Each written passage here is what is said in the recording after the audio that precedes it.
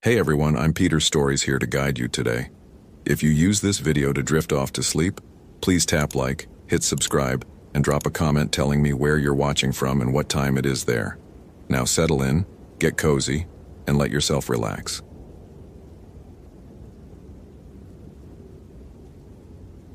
Location: Tallgrass Prairie National Preserve, Kansas. Date: August 23, 2016. The grass moved like something breathing.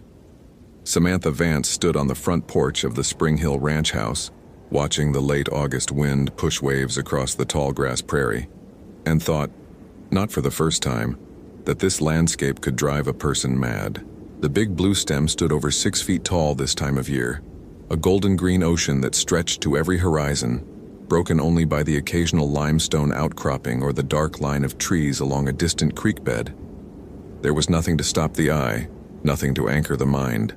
Just grass, sky, and wind, endless and eternal, whispering secrets in a language older than human speech. She had transferred to Tallgrass Prairie National Preserve 3 years ago, drawn by the promise of quiet after a decade working the crowded trails of Great Smoky Mountains. She had wanted solitude, space to breathe, a place where the biggest problems were controlled burns and the occasional lost hiker who wandered off the marked paths. For the most part, the prairie had delivered. The preserve saw modest visitor numbers, nothing like the millions who flooded the famous parks, and the work was peaceful, rhythmic, tied to the seasons and the slow cycles of grassland ecology. But this summer had been different. Samantha finished her coffee and checked her watch. 7:15 a.m. The morning was already warm, the air thick with humidity that promised another brutally hot day. Her uniform clung to her skin despite the early hour. She had paperwork waiting inside, reports on the prairie chicken population, burn schedules for the fall, the usual bureaucratic tedium. But she couldn't make herself go in. Not yet. Not with Kyle Mercer's truck still sitting in the parking lot at the trailhead, exactly where it had been for the past 36 hours. Kyle Mercer, the third man to go missing this summer. The first had been in June. A tourist from Oklahoma City named Bradley Simmons, 42 years old, divorced, traveling alone. He had checked in at the visitor center, asked about the Southwind Nature Trail, and walked into the grass. His rental car sat in the lot for 3 days before anyone thought to report him missing. Search teams found nothing. No body, no belongings, no sign of where he had gone or what had happened. The official report listed him as a missing person, case ongoing. The second was in July. A local man named Travis Ward, 28, recently separated from his wife. He had told his brother he was going to the preserve to clear his head. His truck was found at the scenic overlook near the bison pasture. Like Bradley Simmons, Travis Ward had simply vanished. The grass had swallowed him whole. Now, Kyle Mercer, 35 years old, insurance adjuster from Wichita, driving through on his way to a conference in Kansas City. He had stopped at the preserve on a whim. Samantha had spoken to him herself, had given him a trail map and warned him about the heat. He had smiled and thanked her and walked out the door, and that was the last anyone had seen of him. 3 men, 3 disappearances, no bodies, no evidence, no explanation. Samantha keyed her radio. "Dispatch, this is Ranger Vance at Spring Hill. Any updates on the Mercer search?" The response came back scratchy but clear. "Negative, Ranger Vance. Search teams are assembling at the trailhead now. Sheriff's Department is sending a K-9 unit. You're cleared to join the search when ready. Copy that. I'll head over now." She clipped the radio to her belt and stepped off the porch into the morning heat. The grass whispered around her as she walked toward her truck, and Samantha tried very hard not to think about the pattern she had noticed, the pattern no one else seemed to see. All 3 missing men had been alone. All 3 had been going through some kind of personal turmoil, divorce, separation, job stress, and all 3 had been last seen walking toward the same stretch of prairie, the area locals called the Bottomlands, where the grass grew tallest and the creeks ran dry in summer drought. She also tried not to think about what old Amos Whitehorse had told her last week, when she had driven out to his ranch to ask if he had seen anything unusual. Amos was Osage, one of the few remaining families who had lived on this land before it became a preserve. His grandfather had ranched these hills when they were still called the Flint Hills, before the Park Service came, before the tourists, before everything.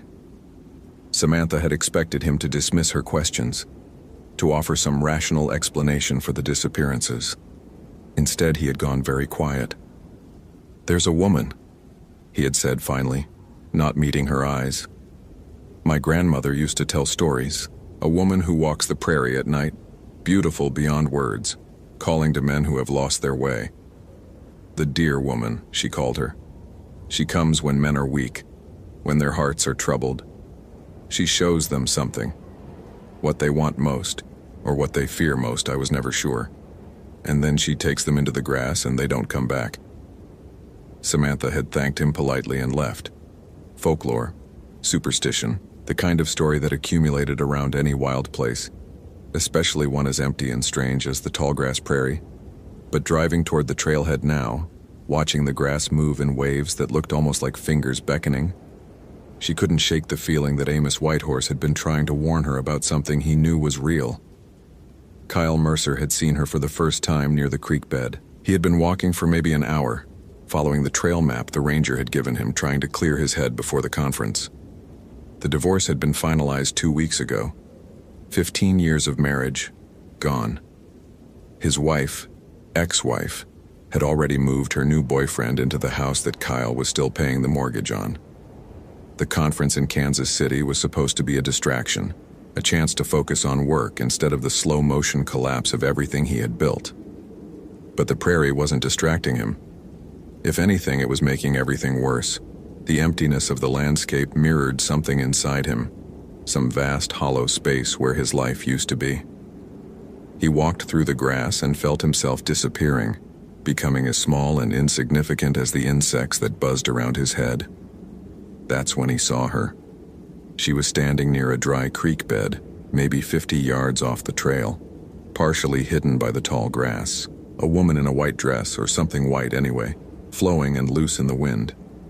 She was facing away from him, her dark hair moving in the breeze, and Kyle's first thought was that she must be lost. No one dressed like that for hiking. No one should be out here alone without water, without proper shoes, without... She turned and looked at him. Kyle stopped breathing. She was beautiful, not pretty, not attractive. Beautiful in a way that bypassed thought entirely, that reached into some deep animal part of his brain and pulled. Her face was perfect, symmetrical, with dark eyes that seemed to hold all the sadness in the world. She smiled at him, and Kyle felt something loosen in his chest, some knot of grief and anger and loneliness that had been tightening for months. "Are you lost?" he heard himself ask. "I was." Her voice was low and musical, carrying easily across the distance between them. "But I think I've found what I was looking for." She began walking toward him, moving through the grass with a fluid grace that seemed almost to float. Kyle knew he should stay on the trail. He knew he should ask her name, find out if she needed help, behave like a rational adult instead of standing frozen like a deer in headlights. But she was so beautiful. And she was looking at him like no one had looked at him in years, like he mattered, like he was worthy of attention, of desire, of love. She reached him and stood close, too close, closer than strangers should stand. He could smell her now, something floral and wild, like prairie flowers after rain, mixed with something else, something muskier, earthier. Her hand touched his arm, and her skin was cool despite the August heat. "Walk with me," she said. "I want to show you something." Kyle walked. The search team found Kyle Mercer's trail map at 10:47 a.m., lying in the grass about a quarter mile from the marked path. Samantha bagged it as evidence, noting the location on her GPS, trying to ignore the chill that ran down her spine despite the 90-degree heat. The map was pristine, no blood, no damage, no sign of struggle. It looked as though Kyle had simply set it down and walked away, abandoning the last connection to the trail that would have led him back to safety. "Got something over here?" One of the sheriff's deputies was waving from a spot near the creek bed maybe 30 yards away. Samantha pushed through the grass, Feeling it close behind her like a curtain, the deputy was pointing at the ground, at a set of footprints pressed into the dry mud of the creek bank. 2 sets, actually. One clearly made by hiking boots, Kyle's size probably, and another set beside them, smaller, lighter, made by bare feet. No, not bare feet. Samantha crouched down, studying the prints. They were the right size for human feet, the right shape. But the impression was wrong. Instead of toes, the front of each print showed 2 distinct points, pressed deep into the mud. Like hooves. Like deer hooves. "The hell kind of tracks are those?" the deputy asked, leaning over her shoulder. "I don't know." Samantha took photos, measured the stride length, noted the direction the tracks were heading. Deeper into the bottomlands, away from any trail, toward the part of the prairie where the grass grew so tall it swallowed everything. Some kind of animal, maybe. Deer prints on top of human prints. But she knew that wasn't right. The hoof prints weren't on top of the human prints. They were beside them, matching them step for step, as if a person and a deer had been walking together. Or as if something that was both had been walking alone. She keyed her radio. "Dispatch, Ranger Vance. We found tracks heading into the bottomlands. 2 sets, 1 human, 1 unidentified, requesting additional search teams for the deep grass area." Static crackled for a long moment. Then, "Copy, Ranger Vance. Be advised, Weather Service is showing high fire danger today. Wind picking up from the south. Exercise extreme caution in the tall grass." Understood. Proceeding with caution. But as she stood and looked out at the sea of grass stretching toward the horizon, Samantha understood that caution might not be enough. Whatever had taken Kyle Mercer, whatever had taken Bradley Simmons and Travis Ward, was out there in the bottomlands, waiting, and it had been waiting for a very long time. Kyle didn't know how long they had been walking. Time had become strange since he met the woman in the white dress. The sun seemed to move in jumps, leaping across the sky in sudden lurches, and the prairie around them kept changing, now open and golden, now dense and green, now shadowed by clouds that appeared from nowhere. He should have been exhausted, dehydrated, desperate to turn back. Instead, he felt light, almost giddy, as if he were walking in a dream. The woman walked beside him, her hand occasionally brushing his, her voice a constant murmur that seemed to come from everywhere at once. She asked him about his life, his marriage, his divorce. She listened with an attention that felt absolute, as if his words were the most important sounds in the world. He told her things he had never told anyone, his fears, his failures, the shameful secret belief that he had deserved to be left, that he wasn't worth loving. She smiled when he said that, a strange smile, sad and hungry at the same time. "All men think that," she said. "All the men who come to me. They think they are worthless, unlovable. They think no one sees them. But you see me." Kyle wasn't sure if it was a statement or a question. "I see you." She stopped walking and turned to face him. They were deep in the grass now, so deep he couldn't see the sky. Couldn't see anything but the golden stalks pressing close on all sides and her face. Her impossible face. Her dark eyes that held something ancient and patient. "I see what you are. Do you want to know what that is?" Kyle nodded. He couldn't have spoken if he tried. She leaned close enough to kiss, and whispered in his ear. He looked down. Her feet were wrong. Where bare feet should have been, he saw hooves, delicate, cloven, like a deer's, half hidden in the grass. And suddenly he understood. He understood what Amos Whitehorse's grandmother had known, what the old stories tried to warn about, what happened to men who followed beauty into the tall grass without asking where it led. "What are you?" His voice came out as a whisper. She smiled, showing teeth that were just slightly too sharp. "I am what has always been here," she said. "I am what waits for men who take without asking, who want without deserving. I am the judgment you have been running from your whole life." Kyle tried to run, but the grass had closed around him, pressing tight, holding him in place, and the last thing he saw was her face changing, still beautiful, still terrible, still smiling as the prairie swallowed him whole. Samantha found him 3 hours later.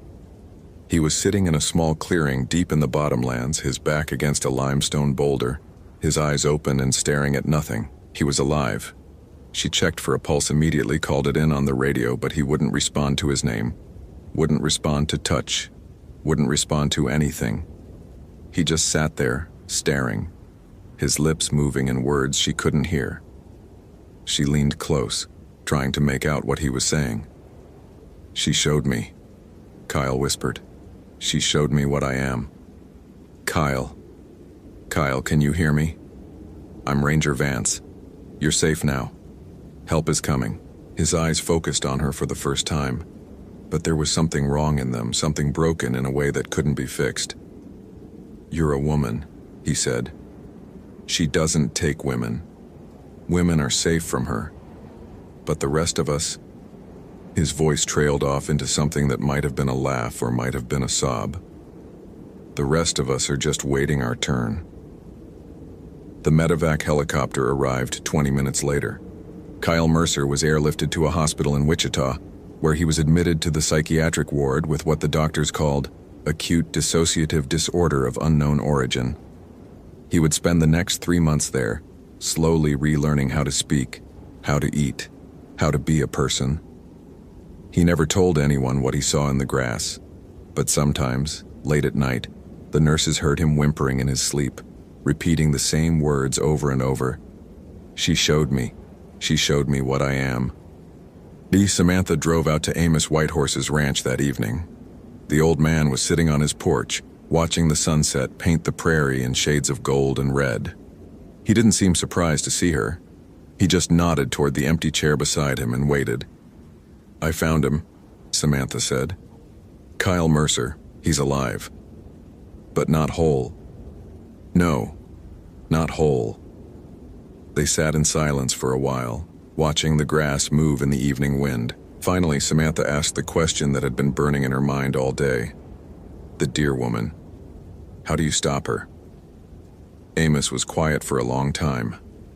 When he spoke, his voice was heavy with something that might have been grief. "You don't," he said. "She's not something to be stopped. She's something to be understood. My grandmother said she was old when the grass first grew here, old when the buffalo covered these hills like a brown sea. She's part of the land, part of the balance. The balance? Men who hurt women, men who take without giving, who use without caring. The dear woman finds them. She shows them what they are, the truth they've been hiding from. Some of them survive the seeing. Most don't." He looked at Samantha with eyes that held generations of knowing. The ones who disappear, the ones who don't come back. My grandmother said they become part of the grass. Their bodies feed the roots, and their spirits walk with her. Forever. Samantha thought about Bradley Simmons, divorced, traveling alone. Travis Ward, separated from his wife. Kyle Mercer, fresh from a broken marriage. All of them men at the edge of something, men carrying guilt or anger or shame. All of them drawn to the same stretch of prairie, the same deep grass, the same beautiful woman who waited where the paths ended. "Why are you telling me this?" she asked. Amos smiled, and there was something almost like warmth in it. "Because you're a woman. She won't hurt you. And because someone needs to know what walks out there, what has always walked out there. Someone needs to remember the old stories." He looked back out at the prairie, at the grass now silver in the fading light. "Go home, Ranger Vance. Do your job. Write your reports. But when the men go missing, and they will go missing, they always do, don't waste time looking for something to punish. The prairie takes care of its own justice." Samantha drove home in the dark, the grass moving on both sides of the road like something watching her pass. She filed her reports. She closed the cases. Missing person, circumstances unknown. It was the only language the Park Service would accept. But sometimes, on nights when the wind blows just right, Samantha drives out to the bottomlands and parks at the edge of the tall grass. She doesn't get out. She just sits there watching, listening to the whispers that might be wind and might be something else. Once she thought she saw a figure moving through the grass in the moonlight, a woman in white, impossibly beautiful, leading someone by the hand toward a darkness that had no end. Samantha didn't follow. She wasn't meant to follow. But she remembers. And when the next man disappears, and there will be a next man, there always is, she will know what happened, even if she can never say it. The deer woman walks the tallgrass prairie, and she is always hungry.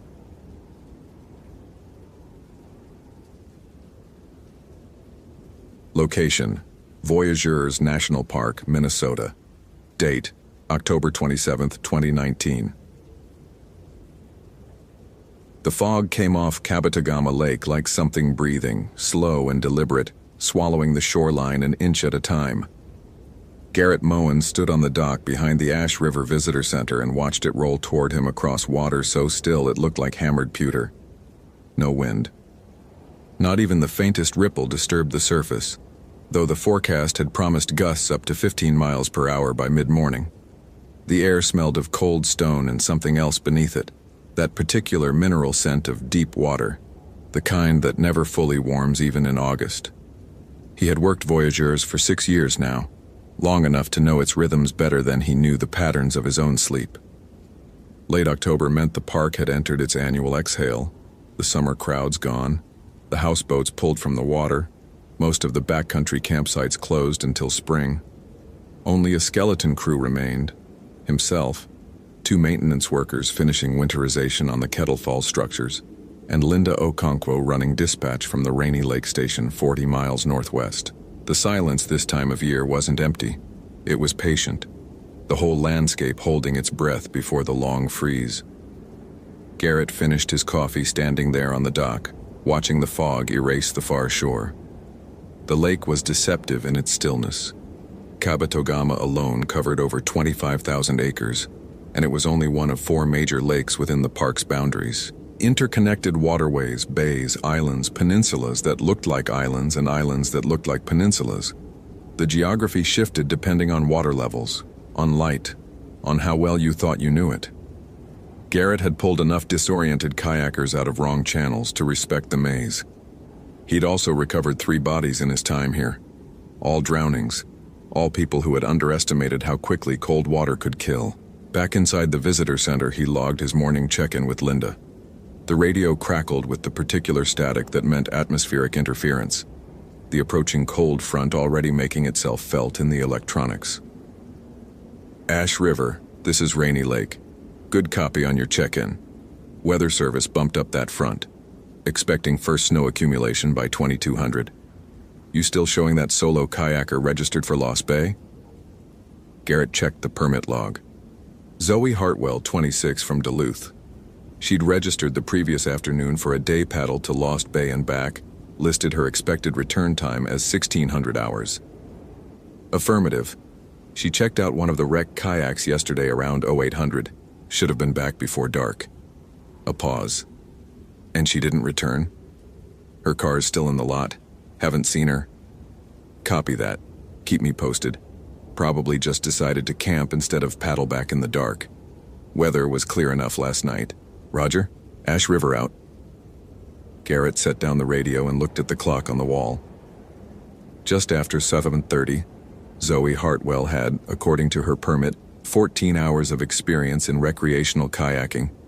She'd checked yes on the form, asking if she'd paddled Voyageurs before. She'd declined the satellite beacon rental, noting in the comments that she wanted a real solo experience, no electronics except my camera. Garrett hadn't been on duty when she departed, but Kyle from maintenance had given her the standard briefing. Stay in marked channels, watch for submerged rocks, be off the water before dark. Temperature drops fast this time of year. All routine, all by the book. And yet Garrett couldn't shake the feeling that had started the moment he'd seen her car still sitting in the lot at sunrise.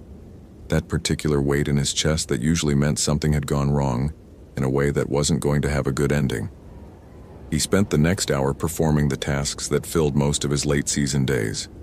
Checked the water temperature at the dock thermometer, 41 degrees. cold enough to incapacitate a swimmer in under 15 minutes, kill in under 45. Inspected the kayak rack. One missing, the red 12-footer Zoe had taken. Walked the parking lot, looked through the window of her silver Honda CR-V, saw nothing unusual. A reusable water bottle in the cup holder, a paperback novel on the passenger seat, a University of Minnesota sweatshirt folded on the back seat. The ordinary artifacts of someone who expected to come back. The fog had thickened while he worked, reducing visibility to perhaps 100 yards. The lake had vanished entirely. Garrett could hear it, the soft lap of water against the dock pilings, but he couldn't see it.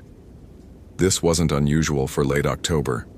Fog formed when warm lake water met cold air, and the temperature differential this week had been significant. Nothing to worry about. Nothing that couldn't be explained. Still, he found himself standing at the water's edge again, listening. The silence was wrong. He couldn't identify why at first, and then it clicked. No birds. Not a single goose honking. No ravens calling from the pines. No woodpecker drumming in the distance. Just the water, lapping with a rhythm that seemed almost deliberate, and the fog breathing around him. Probably the pressure change from the front, he told himself. Animals sensed weather shifts before humans did. The birds had gone to shelter. He went back inside and radioed Linda. "Rainy Lake, this is Ash River. I'm going to take the patrol boat out to Lost Bay, check on our missing kayaker. Visibility's low but manageable." "Copy, Ash River. Check in every 30. Be careful out there. That fog's not supposed to lift until the front passes." Zoe had known she was making a mistake the moment the fog rolled in, but by then it was too late to do anything about it. She'd woken that morning in her tent on the small island she'd found. Not a designated campsite, but a flat patch of rock and pine that seemed safe enough for one night.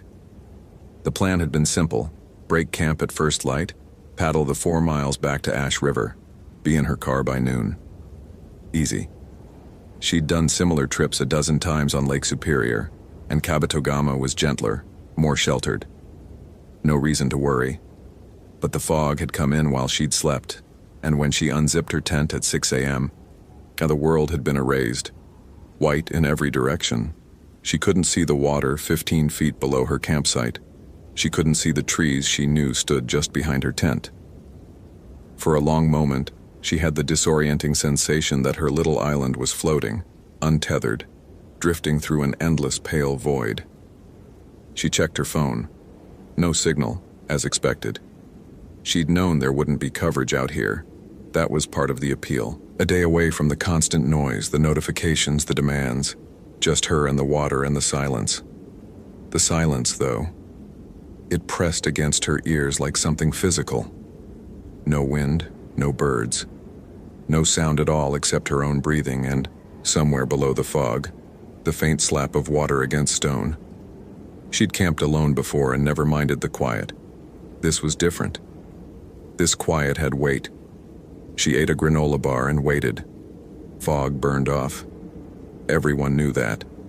The sun would rise, the air would warm, visibility would improve.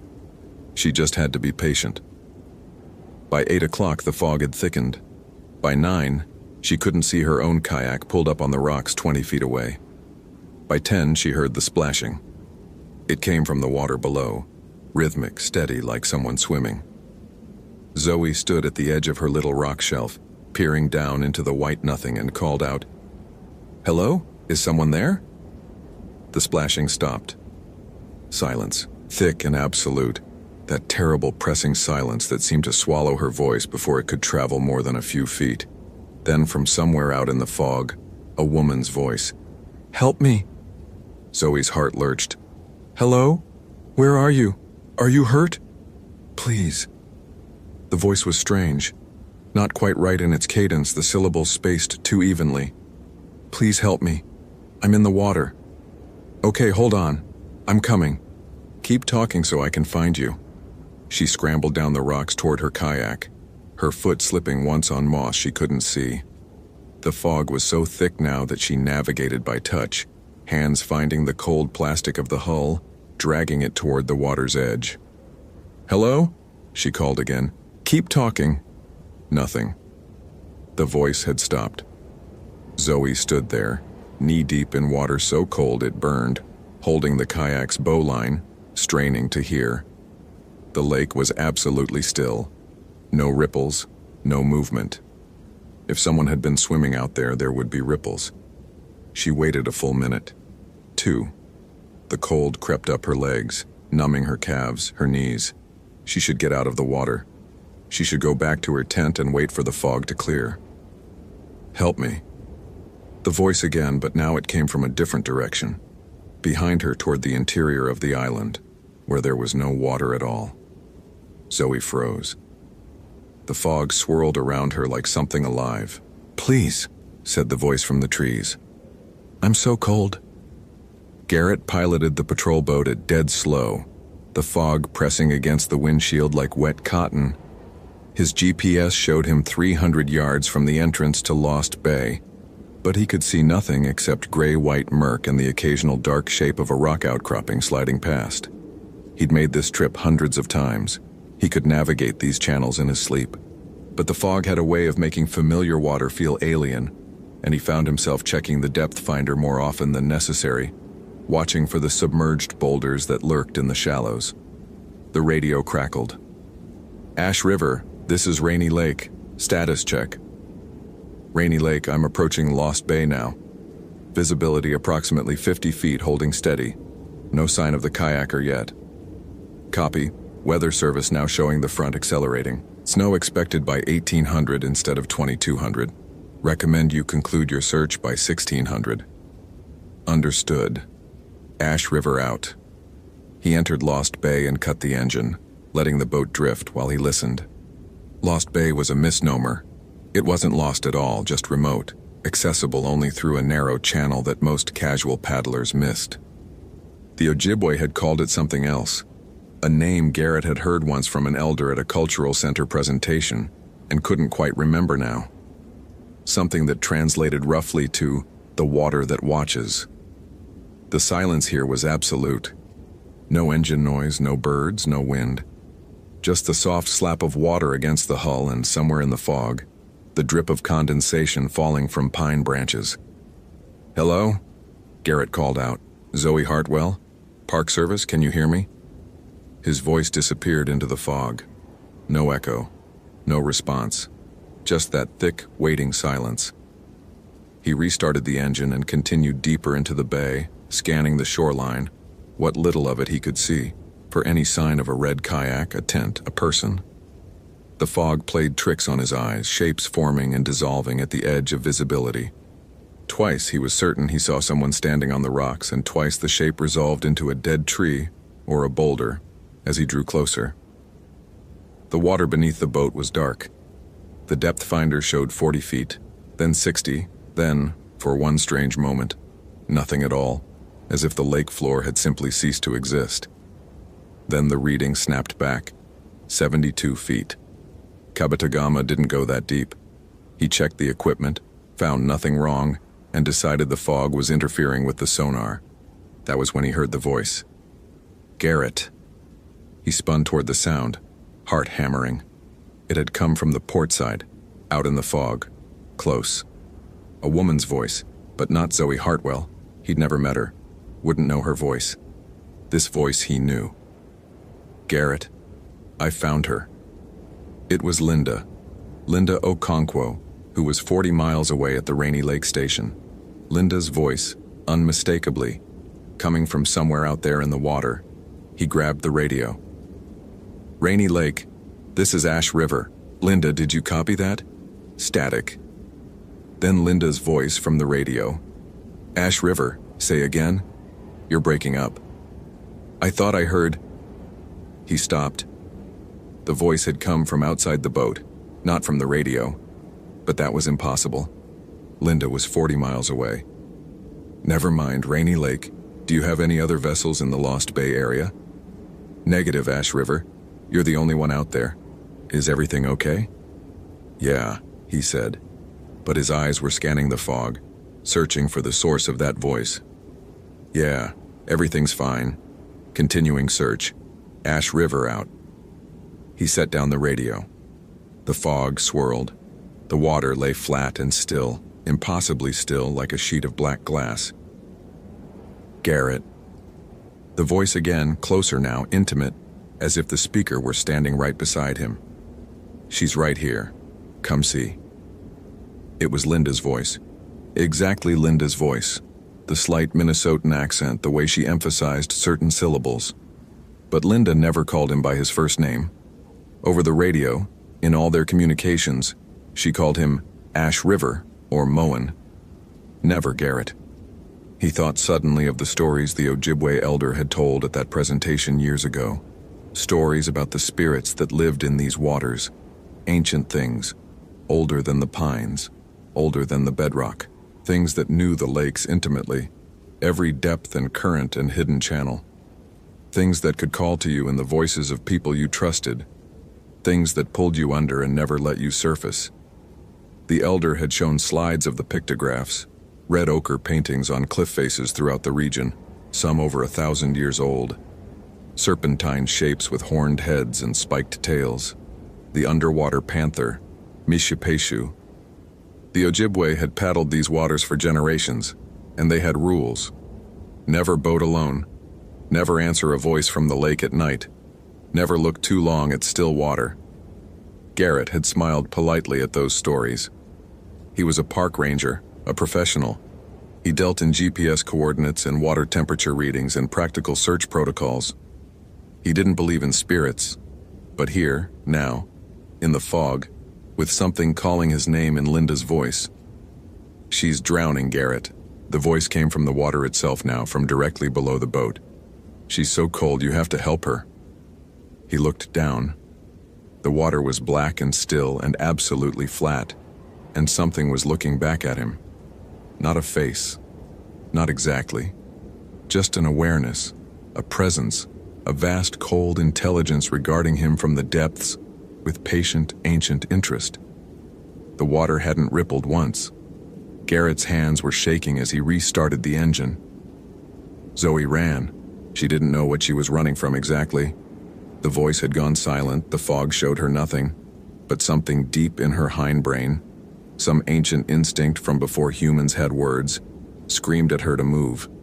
She crashed through underbrush she couldn't see, branches scraping her face and arms, her foot catching on a root and sending her sprawling. The fog pressed down on her like a physical weight. She scrambled to her feet and kept moving, no direction in mind, just away. Away from the water, away from the voice that had known her name, even though she hadn't told anyone her name out here. Not out loud, not once. Zoe. She stopped. The voice came from directly in front of her. Zoe, it's okay. I'm here to help. A shape in the fog. A figure standing perhaps 10 feet away, features obscured by the white murk. Tall, still, waiting. Who are you? Her voice came out as a whisper. I'm a ranger, the figure said. I've been looking for you. You're lost. I can help you get back. Relief flooded through her. Warm, overwhelming, nearly buckling her knees. A ranger. Of course, they would have noticed she hadn't returned. They would have sent someone. She took a step toward the figure.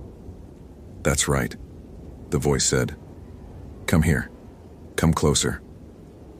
Another step. The fog shifted, and for just a moment she caught a clearer glimpse of the shape. The proportions were wrong. The limbs too long. The head tilted at an angle no human neck could achieve. Come closer, Zoe. I'm here to help. She ran, back toward the water, because there was nowhere else to go, because the kayak was her only chance. The fog swallowed her, released her, swallowed her again.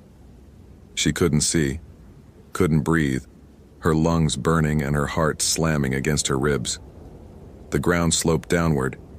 She was getting close to the shore. She burst out of the trees and saw her kayak, still there, still waiting at the water's edge.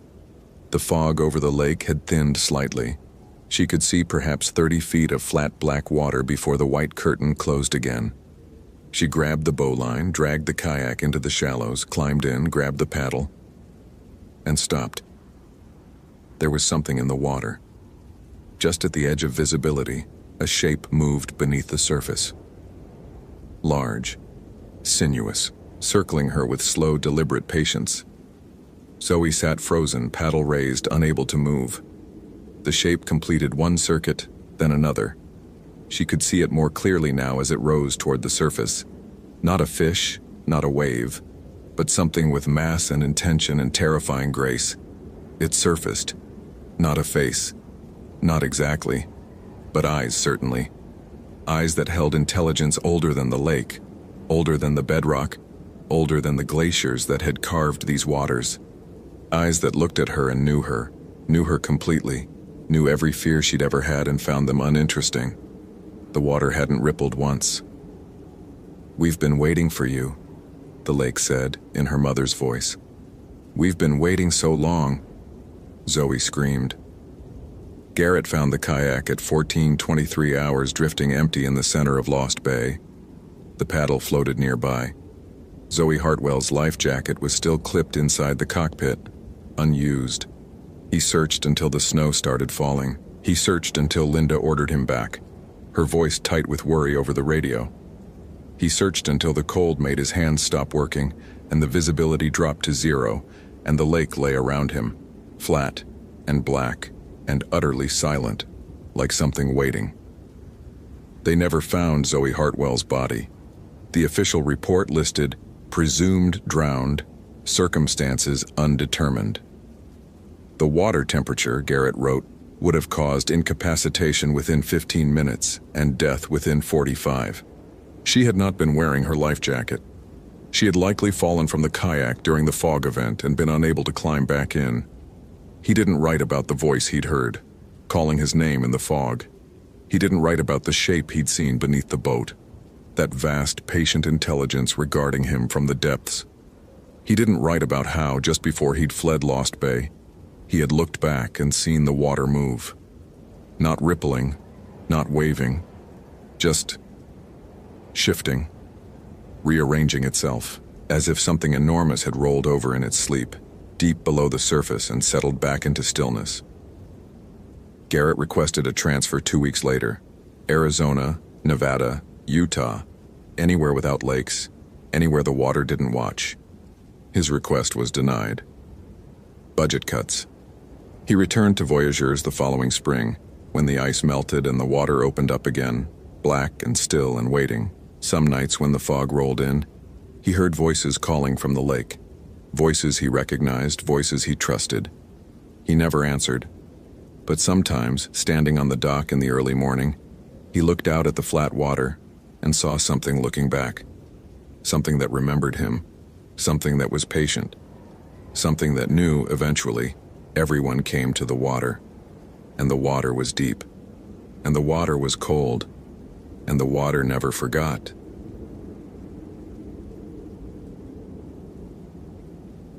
Location: Voyageurs National Park, Minnesota. Date: November 22nd, 2017.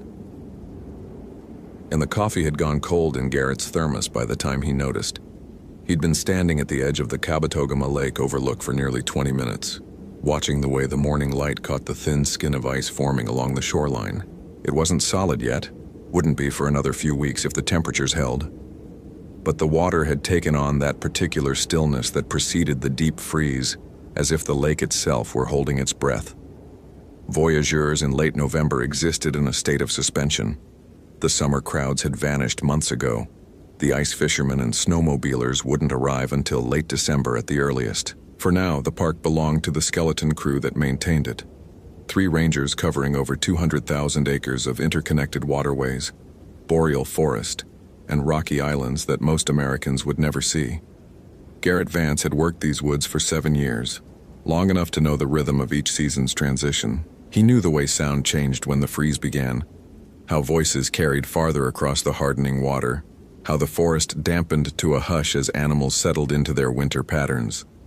He knew which bays froze first and which stayed treacherous well into January, where the currents ran warm beneath deceptively solid-looking ice. The Ojibwe who had lived here for generations before the park's establishment had names for these places, warnings passed down through centuries. Garrett had learned some of them from Bill Makwa, the tribal liaison who visited each spring to coordinate fishing rights. The old man had a way of telling stories that made them feel less like legends and more like weather reports, matter-of-fact descriptions of things that simply were. He took a sip of the cold coffee and grimaced. The morning routine had been unremarkable. Equipment check at the Ash River station, radio test with dispatch in International Falls, review of the week's backcountry permits. Only one name on the list for the holiday week. A solo hiker named Abigail Thornton, 28, registered for a 3-day trip to the Cruiser Lake Trail System. Her permit application noted previous backcountry experience in the Boundary Waters and Isle Royale. She'd listed her emergency contact as a sister in Duluth. Under trip purpose, she had written simply, "I need to be somewhere quiet for a while." Garrett understood that impulse. People came to Voyageurs for many reasons, but solitude was the most common. The park offered a particular kind of emptiness that was hard to find elsewhere. Not the dramatic emptiness of desert or mountain, but something older and more patient. The boreal forest didn't demand attention. It simply existed, vast and indifferent, swallowing human presence like water absorbing a single drop of ink. He keyed his radio as he walked back toward the truck. Dispatch Unit 12, completing morning patrol of Kabetogama Overlook, heading to Ash River for vehicle maintenance, over. The response came clear despite the distance. Copy that, Unit 12. Be advised, we've got a weather system moving in from the northwest. Temperatures dropping to single digits tonight. Possible snow after midnight. Over. Understood, dispatch. I'll make sure the backup generator's fueled. Unit 12 out. The drive back to the station took him along the edge of the lake, through corridors of black spruce and paper birch that had already shed their leaves. The sky hung low and gray, the kind of overcast that felt like a ceiling pressing down on the world. Garrett found himself glancing at the water more often than usual, though he couldn't have said why. The lake looked the same as it always did this time of year, dark, still, patient. But there was something in the quality of the silence that morning that made him check his mirrors, made him slow the truck at curves to listen before accelerating again. At the Ash River station, he spent an hour on routine maintenance, checking fluid levels in the patrol boat that wouldn't be needed again until spring, inventorying the emergency supplies in the backcountry cache, testing the satellite phone that served as their backup when radio signals failed.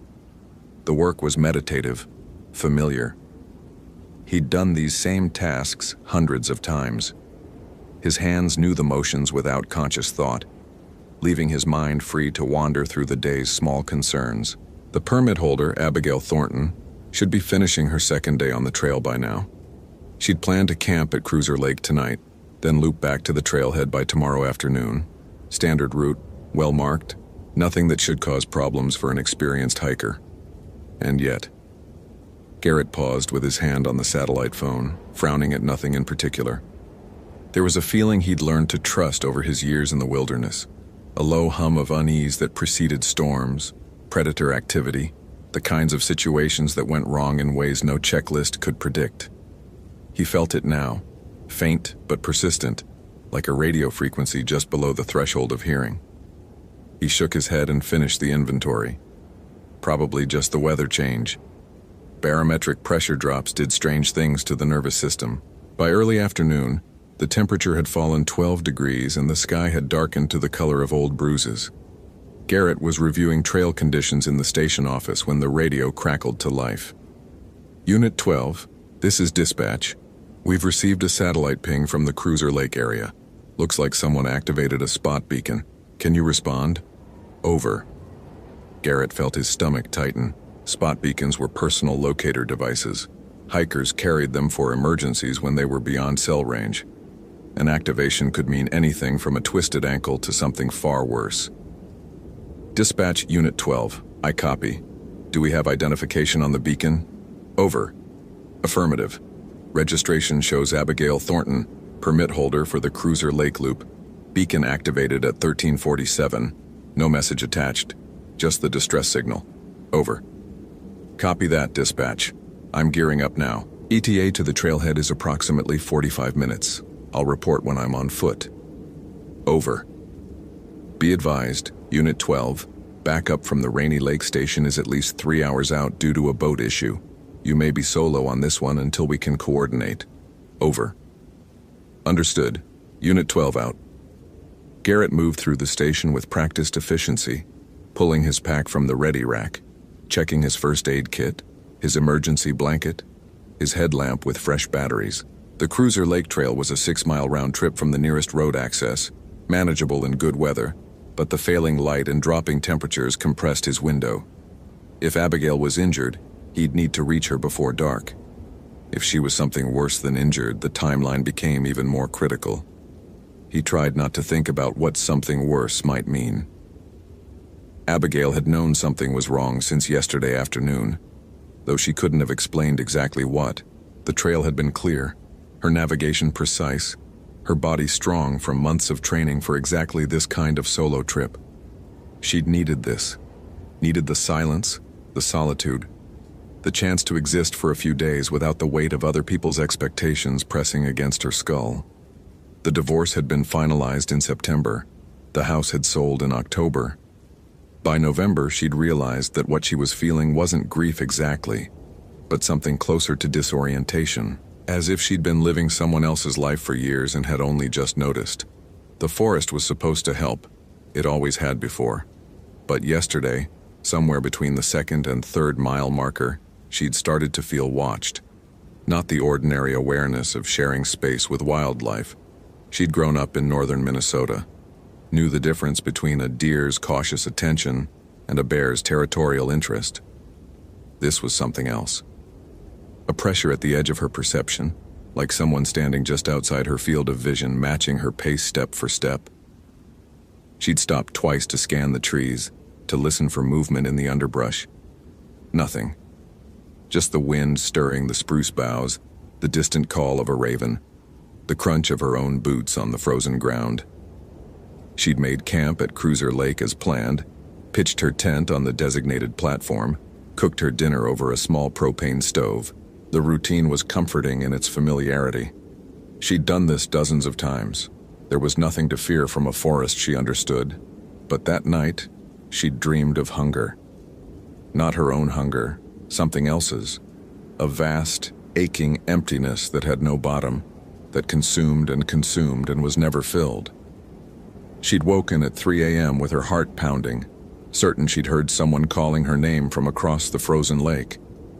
The voice had sounded like her mother, who had been dead for 6 years.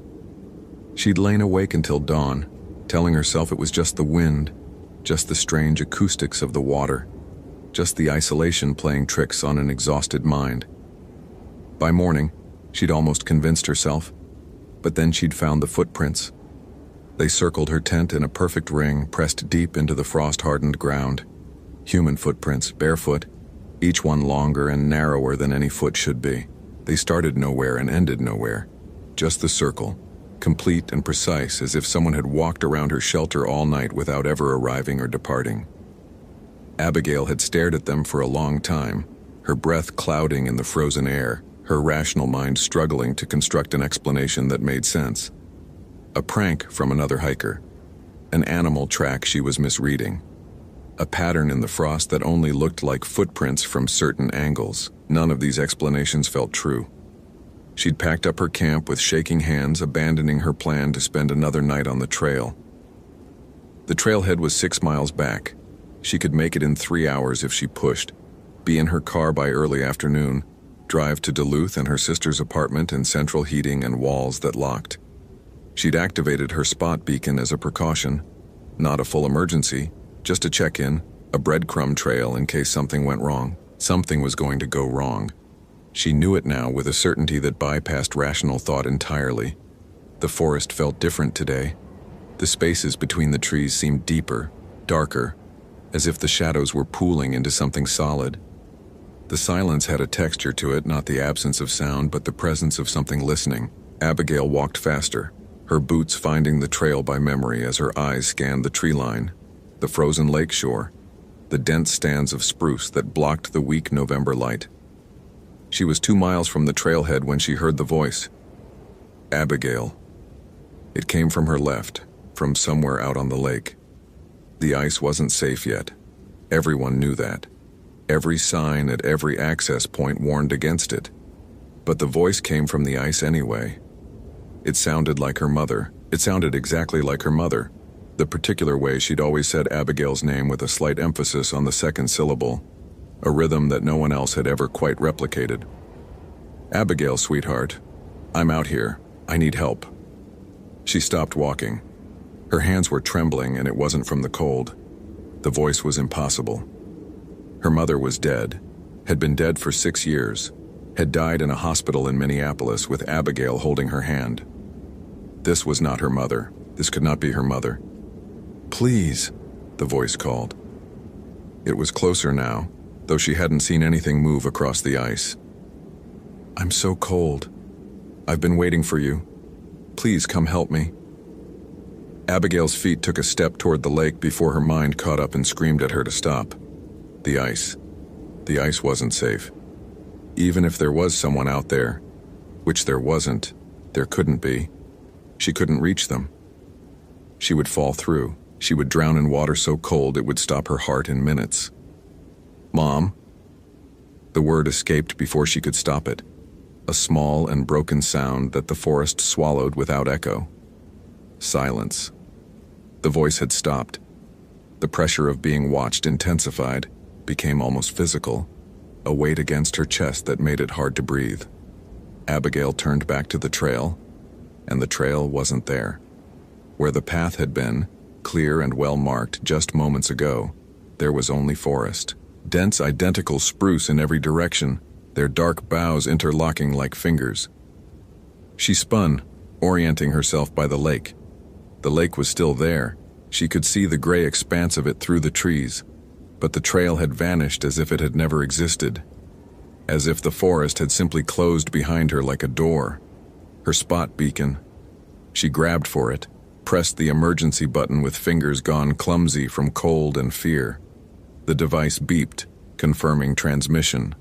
Help would come. She just had to stay calm. Stay where she was. Wait for rescue. Abigail. The voice was behind her now. Not from the lake, from the forest. From everywhere at once, the words stretching and distorting until it barely sounded like language anymore. She ran. Garrett reached the trailhead as the first snowflakes began to fall. The sky had darkened prematurely, clouds pressing down like a lid being closed on a box. He shouldered his pack and moved onto the trail at a pace just short of jogging, his flashlight cutting a narrow tunnel through the gathering dusk. The beacon coordinates placed Abigail's distress signal about 2 miles in, near where the trail skirted the eastern shore of Cruiser Lake. If she was mobile, she might be heading toward him. If she was injured, he'd find her along the route. The forest felt wrong. Garrett had walked this trail perhaps 100 times over the years, knew every bend and landmark, every overlook and stream crossing. But tonight the familiar geography seemed subtly altered, as if the trees had shifted position when he wasn't looking.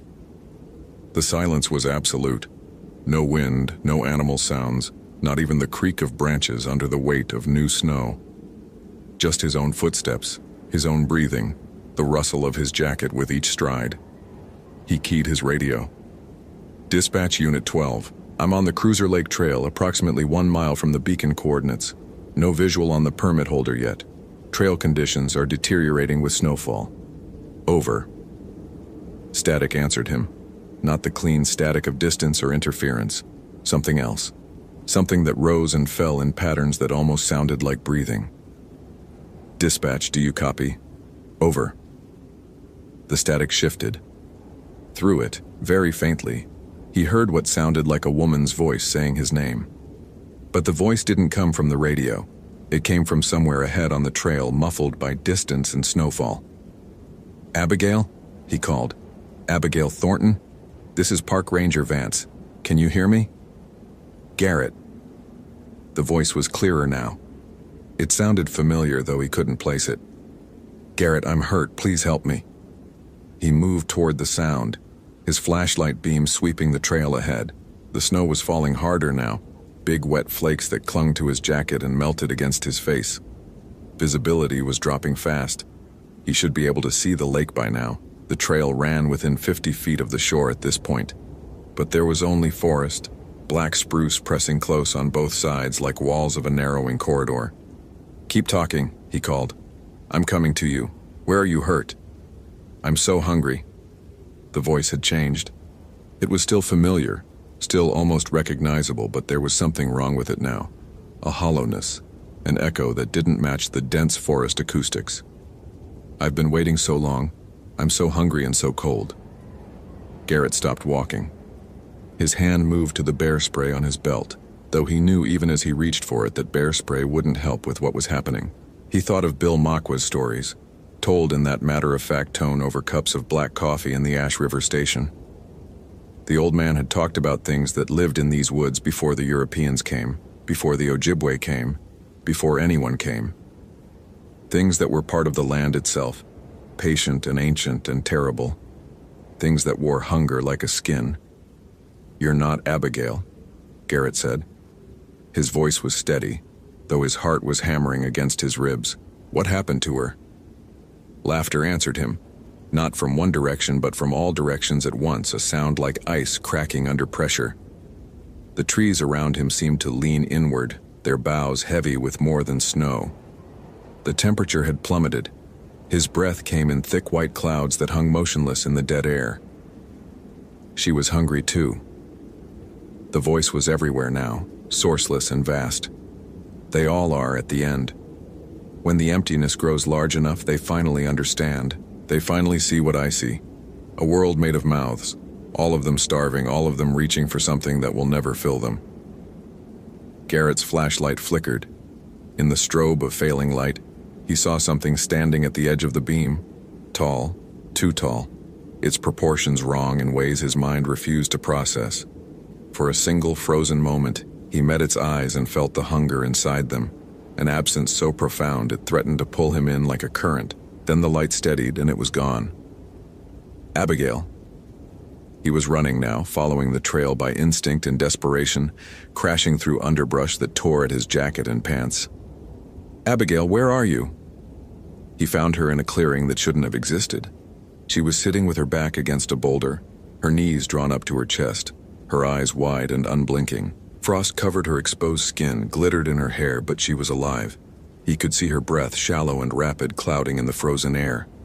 She didn't react when he approached, didn't seem to see him at all. Abigail, I'm Ranger Vance. I'm here to help you. He knelt beside her, checking her pulse, thready but present, her pupils, responsive but unfocused. Hypothermia maybe. Shock, definitely, but something else too. Something in the way she stared past him at the trees, her lips moving soundlessly. It's still here, she whispered. Her voice was raw, as if she'd been screaming for hours. It showed me what it sees. All the hunger. All the empty places where people used to be. It doesn't want to kill us, that's not enough. It wants us to understand first. To feel what it feels forever. We're leaving, Garrett said. Can you walk?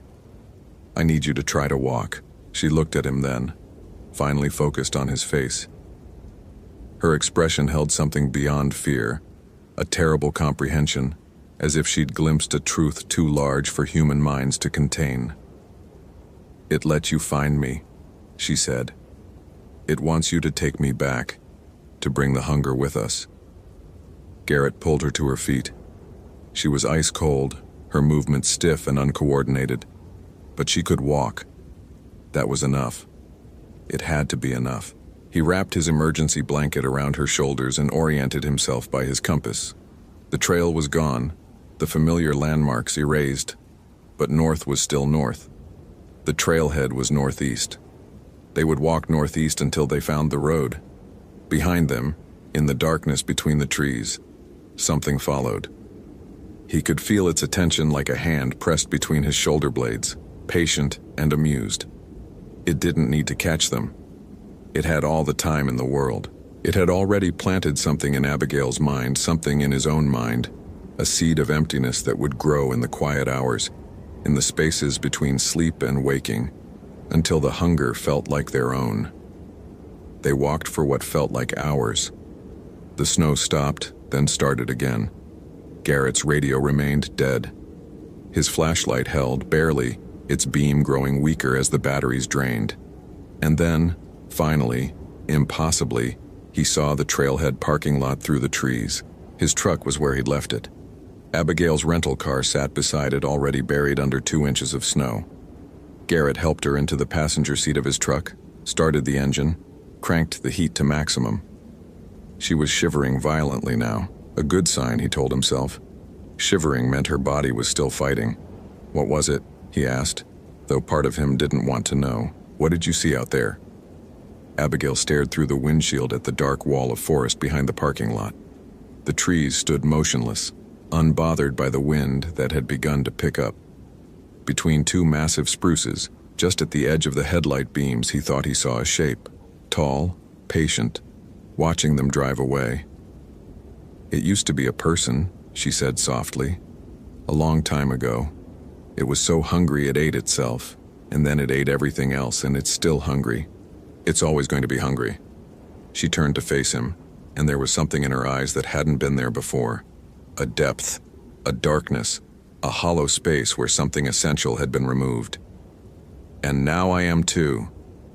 The official report listed the incident as hiker disorientation due to weather conditions, no injuries, no further action required. Abigail Thornton was treated for mild hypothermia at the Rainy Lake Medical Center and released the following morning. She drove back to Duluth and never returned to Voyageurs. Garrett finished the season and requested a transfer in December. He cited family reasons. The request was approved. But before he left, he returned to the Cruiser Lake Trail one final time. He walked the entire loop in full daylight on a clear day with temperatures well above freezing. The trail was exactly where it should be. The landmarks were familiar. The forest sounded normal. Birds, wind, the distant cry of a loon on the water. At the clearing where he'd found Abigail, he stopped. The boulder was there, real and solid and ordinary. No footprints in the soil. No sign that anything unusual had ever occurred. But as he turned to leave, he heard it, faint, distant, from somewhere out on the frozen lake. Garrett. His mother's voice. His mother, who had died when he was 17, who had called him by his full name when she was angry, and by a nickname when she was proud. His mother's voice, impossible and perfect, drifting across the ice. "I've been waiting, sweetheart. I'm so hungry. Please come help me." Garrett walked back to his truck. He didn't run. He didn't look back. He drove south that afternoon and didn't stop until he reached Des Moines, where the trees were smaller and the forest had edges and the winters were gentle enough that nothing ancient ever woke from its long, patient sleep. Some nights, he still dreams of hunger. Not his own. Something else's. Vast and cold and eternal, waiting in the space between the trees where no trail leads and no search party follows. He wakes with his stomach aching, with an emptiness no meal can fill. He tells himself it will fade. He tells himself he left it behind in those northern woods. But sometimes, in the quiet moments before dawn, he hears a voice calling his name from very far away. And each time it sounds a little closer.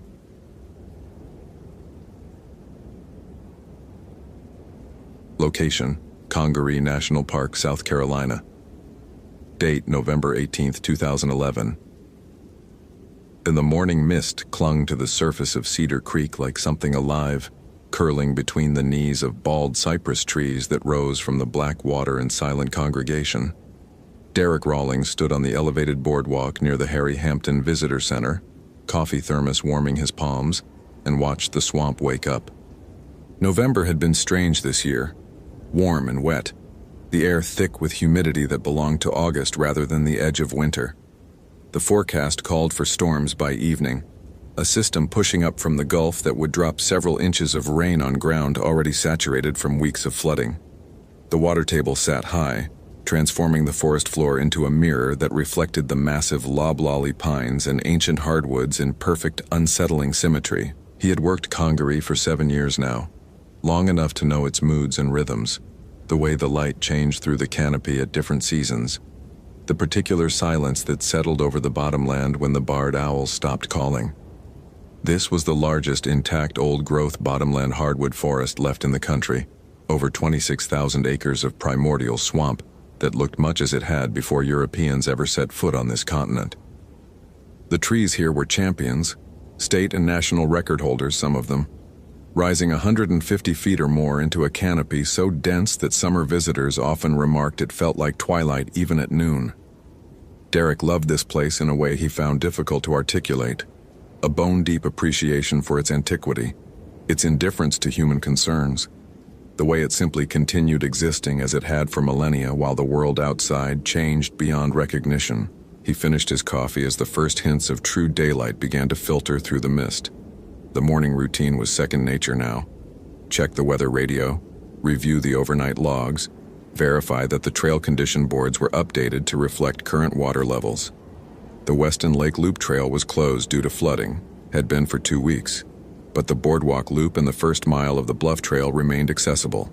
Derek noted that a single vehicle had been logged in the overnight register, a silver Honda Civic South Carolina plates, registered to one Samantha Marsh of Columbia. She had signed in at 4:47 p.m. the previous day, listing her intended route as the Kingsnake Trail to Wise Lake and back, expected return by dark. She had not signed out. Derek checked the lot. The silver Civic sat alone near the trailhead, windshield pearled with moisture from the night's humidity. He walked a slow circle around the vehicle, noting the details automatically. Doors locked, no signs of disturbance, a reusable water bottle visible in the cup holder, a paperback book splayed open on the passenger seat. On the dashboard, a handwritten note. Sam, meet you at the Kingsnake Junction at 5. If I'm late, start without me. M. The paper was dated yesterday. Derek frowned. The register showed only one name, one vehicle. Whoever M was, they had either never arrived or had come and gone without signing in. He keyed his radio. Dispatch, this is Unit 3 at Congaree. I've got a vehicle in the overnight lot, single registrant, intended return by dark yesterday. No sign out. Requesting a welfare check authorization. The response came back clear, the familiar voice of Linda at the district office. Copy that, Unit 3. What's the registrant's intended route? Kingsnake Trail to Wise Lake. Water's high out there, she would have had to wade in places. Understood. You're clear to proceed with the welfare check. Keep us posted. Weather Service is showing that storm system moving faster than expected. You've got maybe 4 hours before it gets ugly out there. Copy, dispatch. Beginning welfare check at 0715. We'll report in hourly. Derek gathered his pack. Water, first aid kit, GPS unit, extra radio batteries, the machete he carried for clearing downed limbs after storms. He paused at the trailhead, studying the soft mud where the boardwalk gave way to natural ground. Footprints, a single set of hiking boots, size 7 or 8, heading northeast toward the Kingsnake Junction. The prints were partially filled with water, edges softened by the night's humidity, but still readable. Samantha Marsh had come this way. The first mile passed without incident. Derek moved at a steady pace, his boots finding the familiar rhythm of the trail, eyes scanning for any sign of the missing hiker. The forest closed around him in layers, the understory of dwarf palmettos and switch cane, the midstory of red maples and sweet gums, and above it all the towering canopy of loblolly pines and bald cypresses draped in Spanish moss that hung like tattered curtains in the still air. The silence was profound, broken only by the soft squelch of his footsteps and the occasional distant call of a pileated woodpecker. He found the first oddity at the Kingsnake Junction. The trail split here, one branch continuing toward Wise Lake, the other curving south toward the river bluffs. A wooden trail marker stood at the intersection, its carved lettering worn smooth by decades of humidity and floods. Someone had scratched something into the soft wood below the official text, recent by the look of it, the exposed wood still pale against the weathered gray. Derek leaned close. 3 words, gouged deep with what might have been a car key or a pocket knife. Wrong way back. He photographed the vandalism with his phone, frowning. The scratches looked frantic, the letters uneven, as if carved in haste. Below them, barely visible, was a symbol he didn't recognize, a rough circle with a single vertical line through its center, like a stylized eye. The footprints continued toward Wise Lake. Samantha had started to feel uneasy around mile 2. It was nothing she could name, not at first, just a prickling awareness at the back of her neck, the sense that the forest was paying attention to her in a way it hadn't before. She was an experienced hiker, had done this trail twice in previous years, knew its landmarks and its quirks. But the flooding had changed things. Familiar stretches now lay under inches or feet of tea-dark water, forcing her to wade through sections she remembered as dry ground. The water was surprisingly warm, blood temperature, and opaque enough that she couldn't see her feet. Anything could be down there. She tried not to think about cottonmouths. The light was wrong, too. It should have been late afternoon gold filtering through the canopy, but instead the forest seemed to exist in a perpetual gray twilight, the sun invisible behind the building clouds. Samantha checked her watch. 5:23 p.m. Marcus should have met her at the junction 20 minutes ago. She had waited, then decided to push on, figuring he must have taken a wrong turn, would catch up eventually. Now, wading through thigh-deep water with the trail markers increasingly difficult to spot, she was beginning to regret that decision. The silence was what finally made her stop. It descended like a held breath. One moment the swamp was alive with the sounds of frogs and insects and distant birdsong. The next there was nothing. Absolute nothing. Samantha stood motionless in the warm water, straining to hear anything at all. Her own breathing seemed obscenely loud. Her heartbeat pulsed in her ears. She became aware, with the particular clarity of sudden fear, that she was utterly alone in 26,000 acres of trackless swamp, standing in water she couldn't see through, in a silence so complete it felt intentional. Something moved at the edge of her vision. She turned, heart lurching, but there was nothing. Only the endless gray columns of cypress trunks, the hanging moss, the dark water reflecting a sky the color of old bruises. She was certain she had seen movement. A shape, low to the water, sliding between the trees, maybe 30 yards to her left. A log, maybe. An alligator. Something with a reasonable explanation. But the silence continued, pressing against her ears like something physical, and Samantha Marsh began to walk faster. Derek reached Wise Lake at 8:47, having waded through 4 stretches of flooded trail, the water reaching his waist in places. The lake itself was barely distinguishable from the surrounding swamp, its borders lost to the high water, the cypress knees jutting from the surface like the fingers of something buried and trying to claw free. He paused on a relatively dry hummock to radio dispatch. Dispatch Unit 3, I'm at Wise Lake, no sign of the missing hiker yet. Trail conditions are rough, significant flooding throughout. I'm going to continue northwest along the lake shore, see if she tried to loop back via the Oak Ridge connector. Static crackled for a long moment before Linda's voice came through, distant and slightly distorted. Copy, Unit 3. Be advised. Storm system. Accelerating. Recommend you 30 minutes. Back to trailhead. Dispatch, you're breaking up. Say again? But the radio offered only static now, a hissing white noise that seemed to pulse and breathe like something alive. Derek checked the batteries, checked the channel, tried again. Nothing. He was alone. He continued along the lakeshore. The wrongness accumulated gradually, a cypress knee that seemed to have moved between glances. Impossible, of course, but he could have sworn it was 10 feet to his left a moment ago, and now it stood directly in his path. A smell that didn't belong. Flowers, sweet and cloying, like gardenias, though nothing bloomed in the swamp this time of year, and sounds that started filtering back into the silence, but wrong sounds. A barred owl calling in the full light of morning, when they should be sleeping. The splash of something large moving through water, always just out of sight, always stopping the moment he turned to look. Derek found the backpack at 0923. It hung from a low branch over the water, a purple day pack with a water bottle clipped to the side strap. The same water bottle he had seen in the silver Civic. Samantha Marsh's pack. Derek waded to it, pulled it down, checked the contents. Protein bars, a rain jacket, a phone with a dead battery, a wallet containing a driver's license that confirmed the owner's identity. The pack was unzipped, its contents dry, as if it had been placed here carefully rather than dropped or lost, as if someone had hung it up for him to find. A sound behind him, close. Derek spun, hand going to the machete at his belt. Nothing. The swamp stretched away in all directions, identical, endless, gray. But he could feel it now, the attention, the weight of something watching.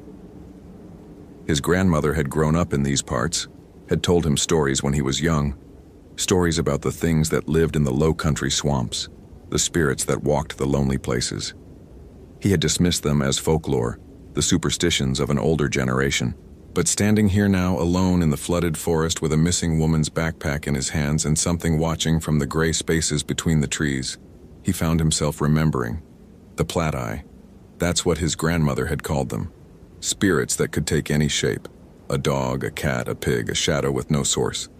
They haunted crossroads and swamps, lured travelers from safe paths, led them deeper and deeper until they were lost beyond finding. You could always tell a Platt-Eye, his grandmother had said. No matter what form it took, it always had one eye that glowed. One bright, terrible eye that burned in the darkness like a coal from hell's own fire.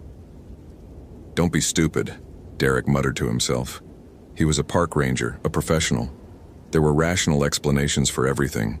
The strange sounds, the feeling of being watched, even the misplaced backpack. Samantha Marsh had gotten lost, dropped her pack, wandered off the trail. It happened. People made bad decisions when they were scared. He keyed his radio again. "Dispatch, Unit 3. I found the missing hiker's backpack at Wise Lake. No sign of the hiker herself. Requesting backup for expanded search." The static that answered seemed to shape itself into something almost like words. A voice faint and far away, speaking in a rhythm that wasn't quite language. Derek adjusted the frequency, tried again. This time the voice was clearer. But it wasn't dispatch. It was a woman's voice, thin with fear, repeating the same words over and over. "Wrong way back, wrong way back, wrong way back."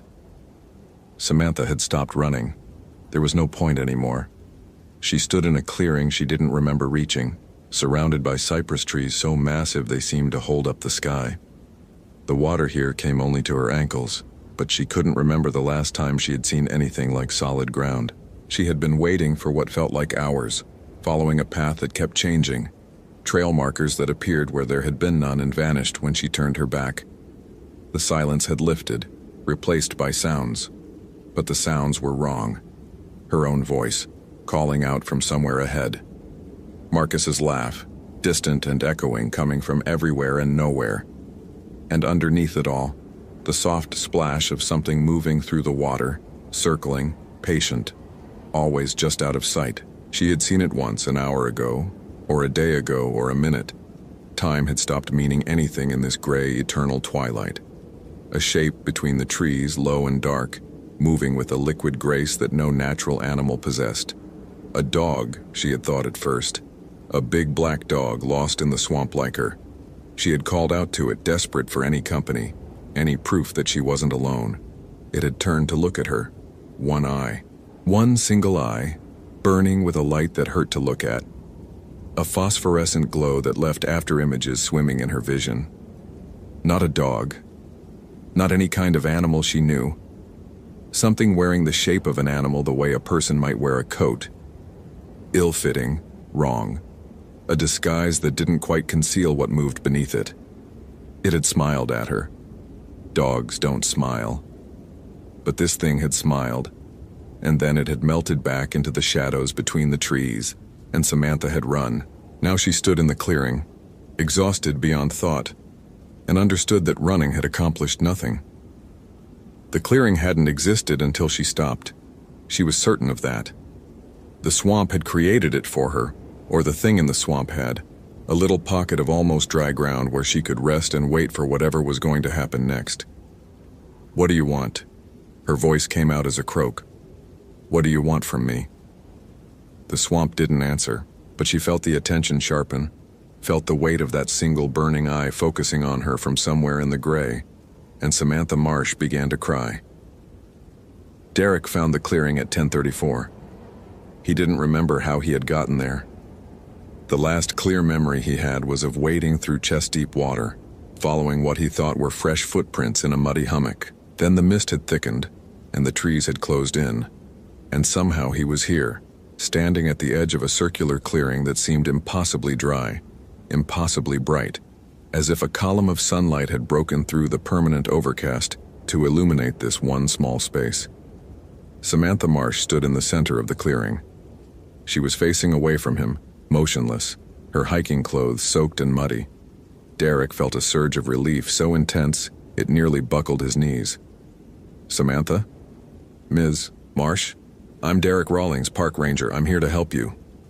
She didn't move, didn't turn, didn't acknowledge his voice at all.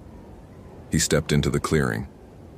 The ground was soft and dry beneath his boots, impossible given the flooding, but he was past questioning impossibilities now. "Ma'am, are you injured? Can you walk?" "She's not here anymore." The voice came from Samantha's mouth, but it wasn't her voice. It was too deep, too resonant, as if multiple voices were speaking in imperfect unison. "She went away. I'm here now." Derek's hand found the machete at his belt. His grandmother's voice echoed in his memory. "You can always tell a plat eye by the eye, the one bright eye." "Turn around," he said. Slowly, the thing that had been Samantha Marsh turned. Her face was wrong. The features smeared, shifted, as if someone had tried to sculpt a human face from memory and gotten the proportions subtly off. Her eyes were closed. But as Derek watched, frozen in place by a terror that bypassed thought entirely, one eye began to open. The light that spilled out was blinding. Derek stumbled backward, throwing his arm across his face, but the light seemed to pass through his flesh, illuminating the bones of his hand, burning itself into his vision. He heard laughter, not from the thing in the clearing, but from everywhere, from the trees and the water and the sky, as if the swamp itself were amused by his terror. When his vision cleared, the clearing was empty. Samantha Marsh was gone. The impossible dry ground had flooded, murky water lapping at his knees. The light was gray again, the sun invisible, and Derek was alone in the swamp with the taste of copper on his tongue, and the afterimage of that single burning eye seared into his retinas. His radio crackled. Unit 3. Do you copy?" Linda's voice, clear for the first time in hours. "Derek, respond please. Storm's hit. We're sending a team to your last known position." "Derek?" He raised the radio with a hand that wouldn't stop shaking. "Dispatch, this is Unit 3. I lost her. I lost her." "Say again, Unit 3. Did you find the missing hiker?" Derek opened his mouth to respond, to tell them about the clearing, the light, the thing wearing Samantha's face. But what would he say? What words could possibly describe what he had seen? "Negative contact," he heard himself say.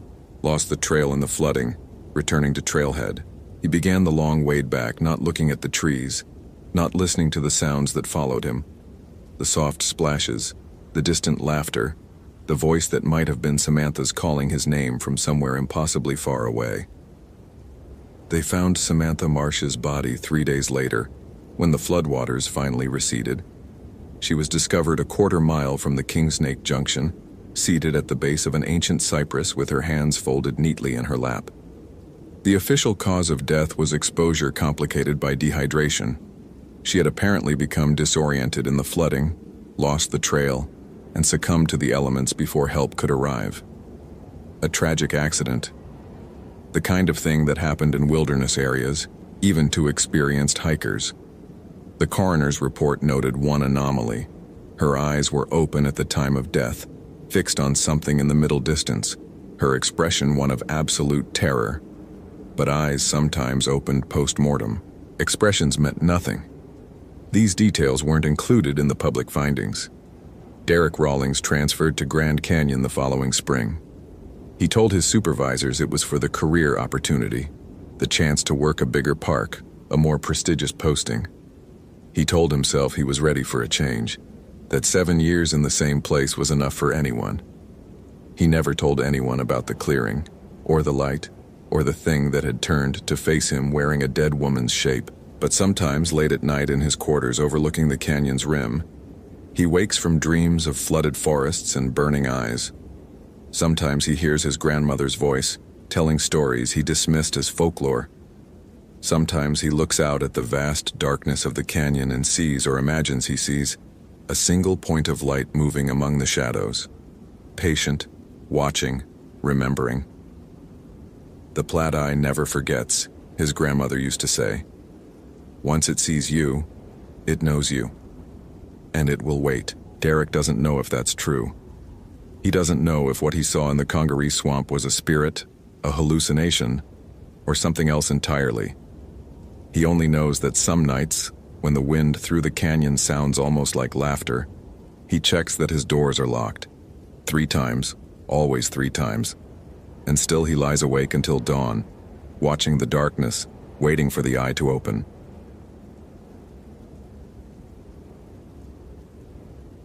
Location: Mammoth Cave National Park, Kentucky. Date: November 3, 2007. The darkness inside Mammoth Cave was not an absence of light.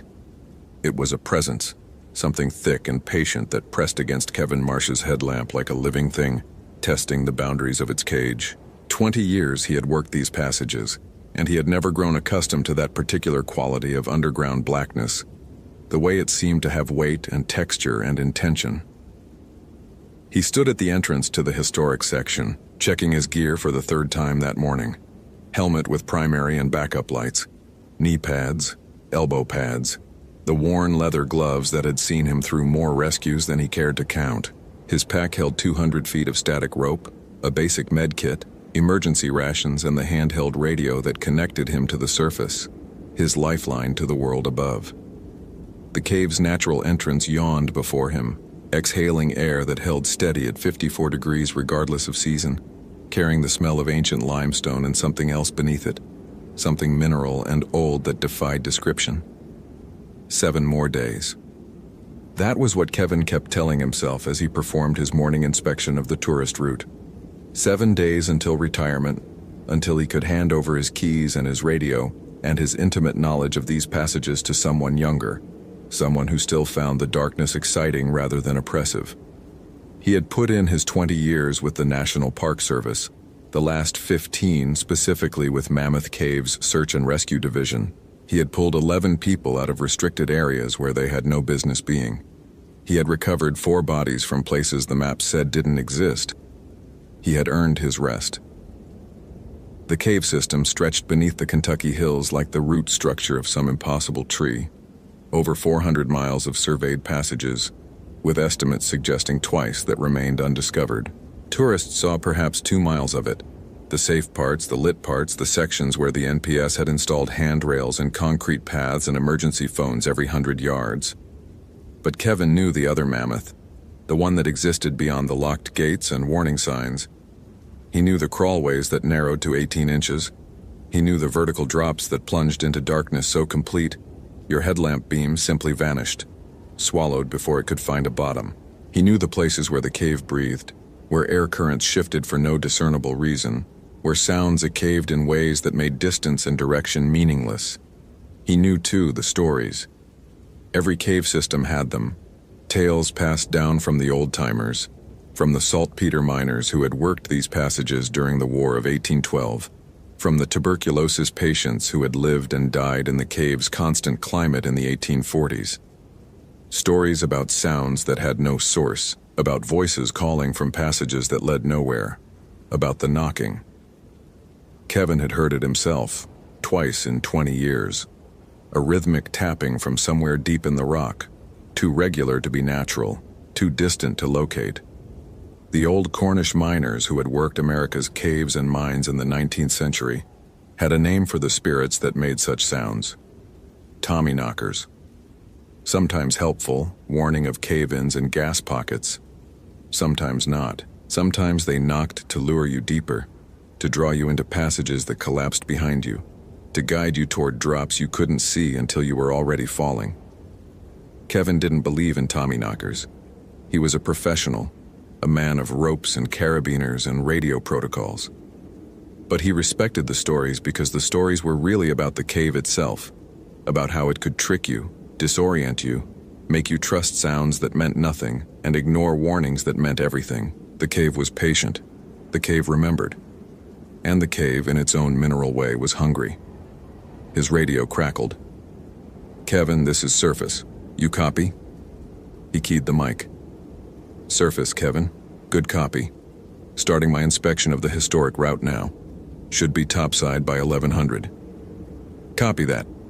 Hey, before you go, we got a call from the ranger station. 2 cavers didn't check in last night. Derek Simmons and Chloe Vance, both experienced, permitted for the Wild Cave Tour extension into Colossal. They were supposed to surface by 2200 yesterday." Kevin felt the familiar cold weight settle into his stomach. How experienced? Combined 15 years between them. Both certified vertical. Both done mammoth before. That made it worse, not better. Novices got stuck in places where you could find them. Experienced cavers got themselves into places that didn't appear on any map. Colossal entrance or main connection? They went in through the main connection at 1400 yesterday. Plan was to explore some side passages off the Richardson route, loop back through Bedquilt, surface through Colossal by 2200. Kevin closed his eyes, visualizing the route. The Richardson passage was surveyed, well documented, but it branched into a maze of smaller tunnels, some mapped, some merely noted as continues on the charts. If they had pushed into one of those unmapped branches, "I'm heading to Richardson," he said. "Send backup, full cave rescue kit." "Copy, backup en route. Kevin, be careful down there." He almost laughed. 7 more days. 14 hours earlier, Derek had been certain they were still on the mapped route. The passage had narrowed gradually, the way passages did in this part of the system. Ceiling dropping from comfortable walking height to a stoop, then to a crawl. Chloe moved ahead of him, her headlamp casting wild shadows across the limestone as she navigated the squeeze. They had done tighter crawls than this. The Flattener in Lechuguilla, the birth canal in Jewel Cave. This was nothing. "Opens up ahead," Chloe called back, her voice flattened and strange in the confined space. Sound behaved differently underground, sometimes carrying impossibly far, sometimes dying within feet. "Looks like a room." Derek followed her through the final constriction and emerged into a space his headlamp couldn't fully illuminate. The ceiling vanished into darkness overhead. The walls curved away on either side, beyond the reach of his light. The floor was covered in breakdown, chunks of limestone that had fallen from above over thousands of years, ranging from fist-sized to car-sized. "This isn't on the map," Chloe said. She had her survey notebook out, comparing the passage they'd come through to the documented route. "We should have hit the frozen Niagara Formation by now. I don't know what this is." Derek swept his light across the room. The darkness swallowed the beam about 40 feet out. "Could be an unmapped extension. We should mark our entry point and head back." "Yeah." Chloe was already tying flagging tape to a rock near the squeeze they'd emerged from. "Yeah, you're right." That was when they heard the knocking. It came from somewhere deeper in the room. A rhythmic tapping, 3 beats, then silence, then 3 beats again. Metal on stone, or stone on stone. The sound of someone working. The sound of someone trying to get attention. "Hello?" Derek called. His voice echoed strangely, returning to him from directions that didn't make sense. "Is someone there?" The knocking stopped. Silence. The profound absolute silence of deep earth, where no wind blew and no insects chirped, and the only sound was your own breathing and heartbeat. Then from the darkness beyond his headlamp's reach, "Help us." Chloe grabbed his arm. "Derek." "Hello? Where are you? Are you hurt?" "Please." The voice was faint, distant, carrying that peculiar underground echo that made it impossible to locate. "We're stuck. We can't find the way out." "There's someone down here," Derek said. "Someone's in trouble." "That's impossible. No one else is permitted in this section." "Maybe they came in unauthorized. Maybe they've been down here for days." He was already moving toward the voice, picking his way across the breakdown. "We have to help them." "Derek, wait." Chloe hurried after him, her headlamp beam bouncing wildly. "We don't know this section. We could get lost ourselves." "We'll mark our route." He was pulling flagging tape from his pack, tying strips to prominent rocks as he went. "Hello?" Keep talking, we're coming to you. Thank you. The voice seemed closer now, or maybe farther away, impossible to tell in the acoustic chaos of the chamber. Thank you. We've been down here so long. They crossed the breakdown field and found another passage leading deeper into the rock. Narrower than the one they'd come through, but passable. Derek tied another flag and kept moving. Behind them, unseen in the darkness, the flagging tape hung motionless in the still air. Then, one by one, the strips began to untie themselves, falling silently to the stone floor and lying there like small orange wounds against the gray limestone. Kevin found the first flag at 0930, just past the point where the Richardson route branched into unmapped territory. A strip of orange tape tied to a boulder, exactly where a competent caver would mark a turn. He photographed it with his helmet camera and keyed his radio. Surface, Kevin. I've got flagging tape at the first major junction off Richardson. They went into the unmapped section. Static. Then, Pi, Evan, signal, braking. He checked his depth. Roughly 300 feet below the surface, well within normal radio range.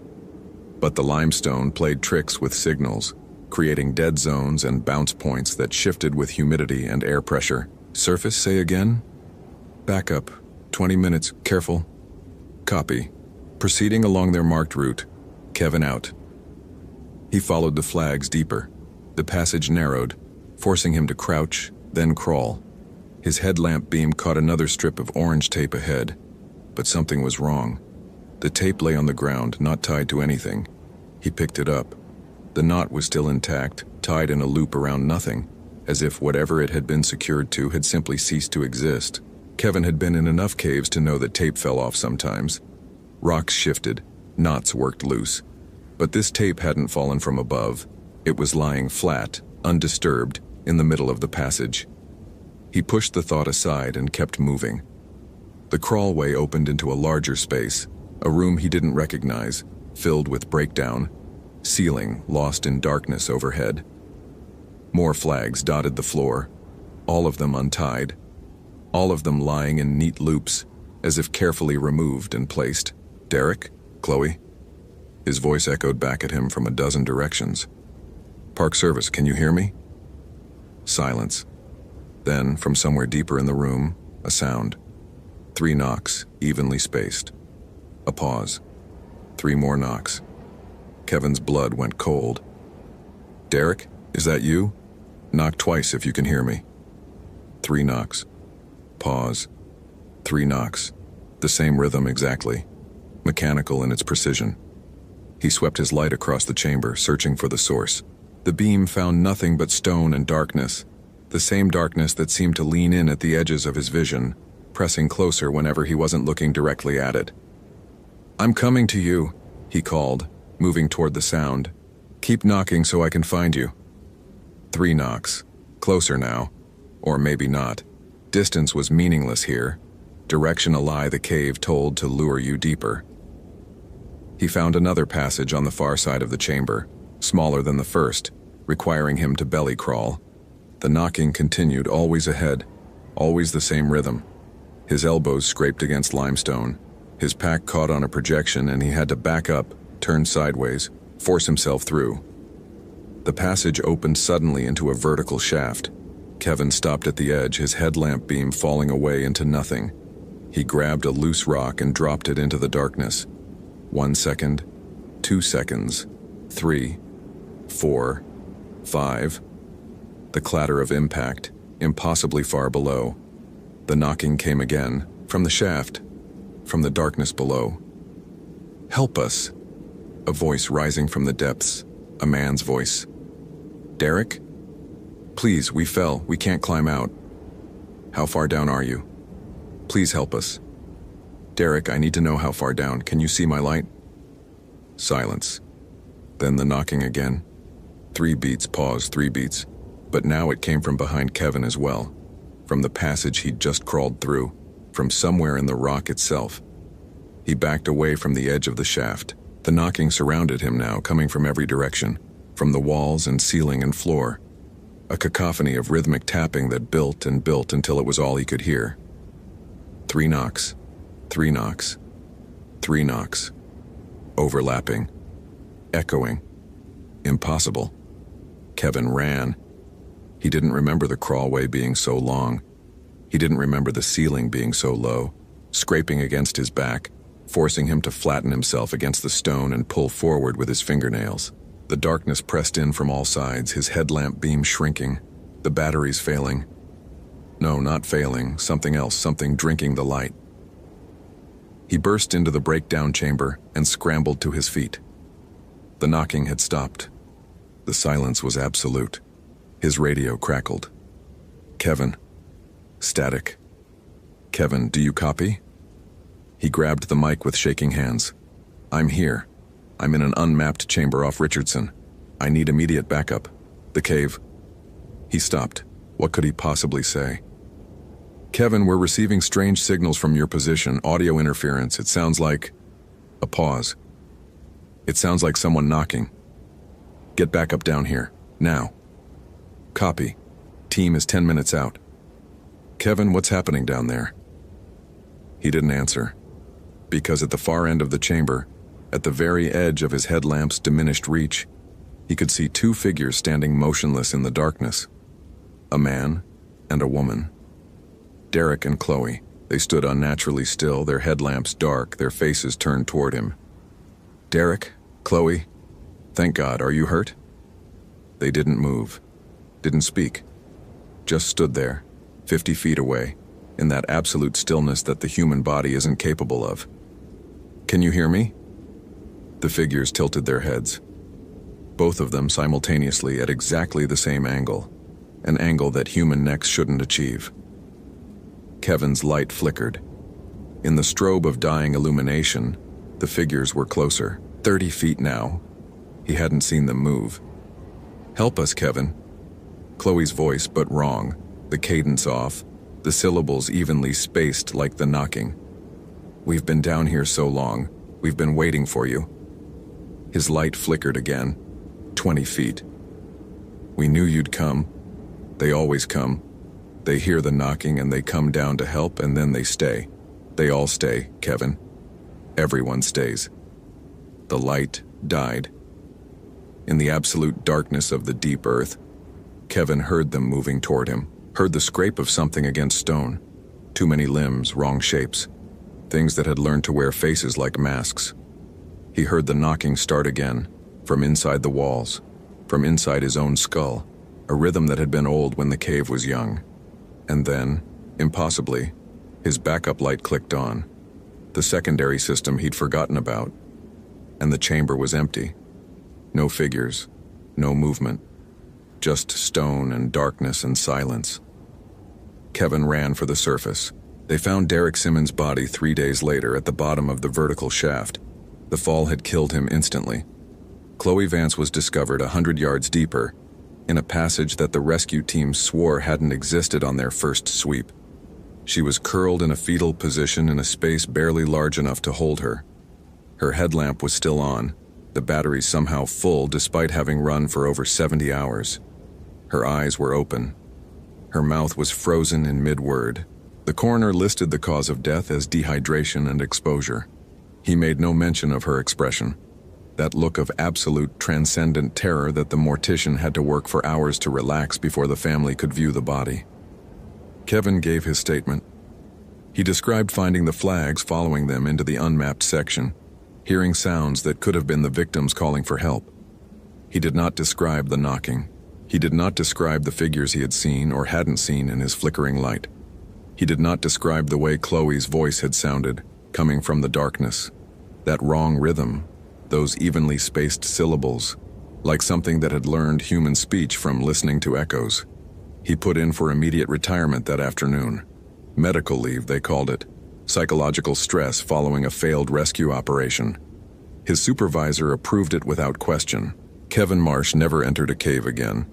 He moved to Kansas, to the flattest part of the flattest state he could find, where the bedrock was granite and the deepest hole was a storm cellar. He slept with the lights on. He filled in the basement of his new house with concrete. Sometimes, late at night, he still heard it. 3 knocks. A pause. 3 knocks. Coming from the walls, from the floor, from somewhere impossibly far below. And sometimes, when the house was very quiet, he heard Chloe's voice. "We've been waiting for you, Kevin. We've been down here so long." The knocking never really stopped. It just learned to be patient. And somewhere beneath the Kentucky hills, in passages that exist on no map, in darkness that has never known light, something continues to tap against the stone. 3 knocks. Pause. 3 knocks. Waiting for the next one to come down. Waiting for the next one to stay.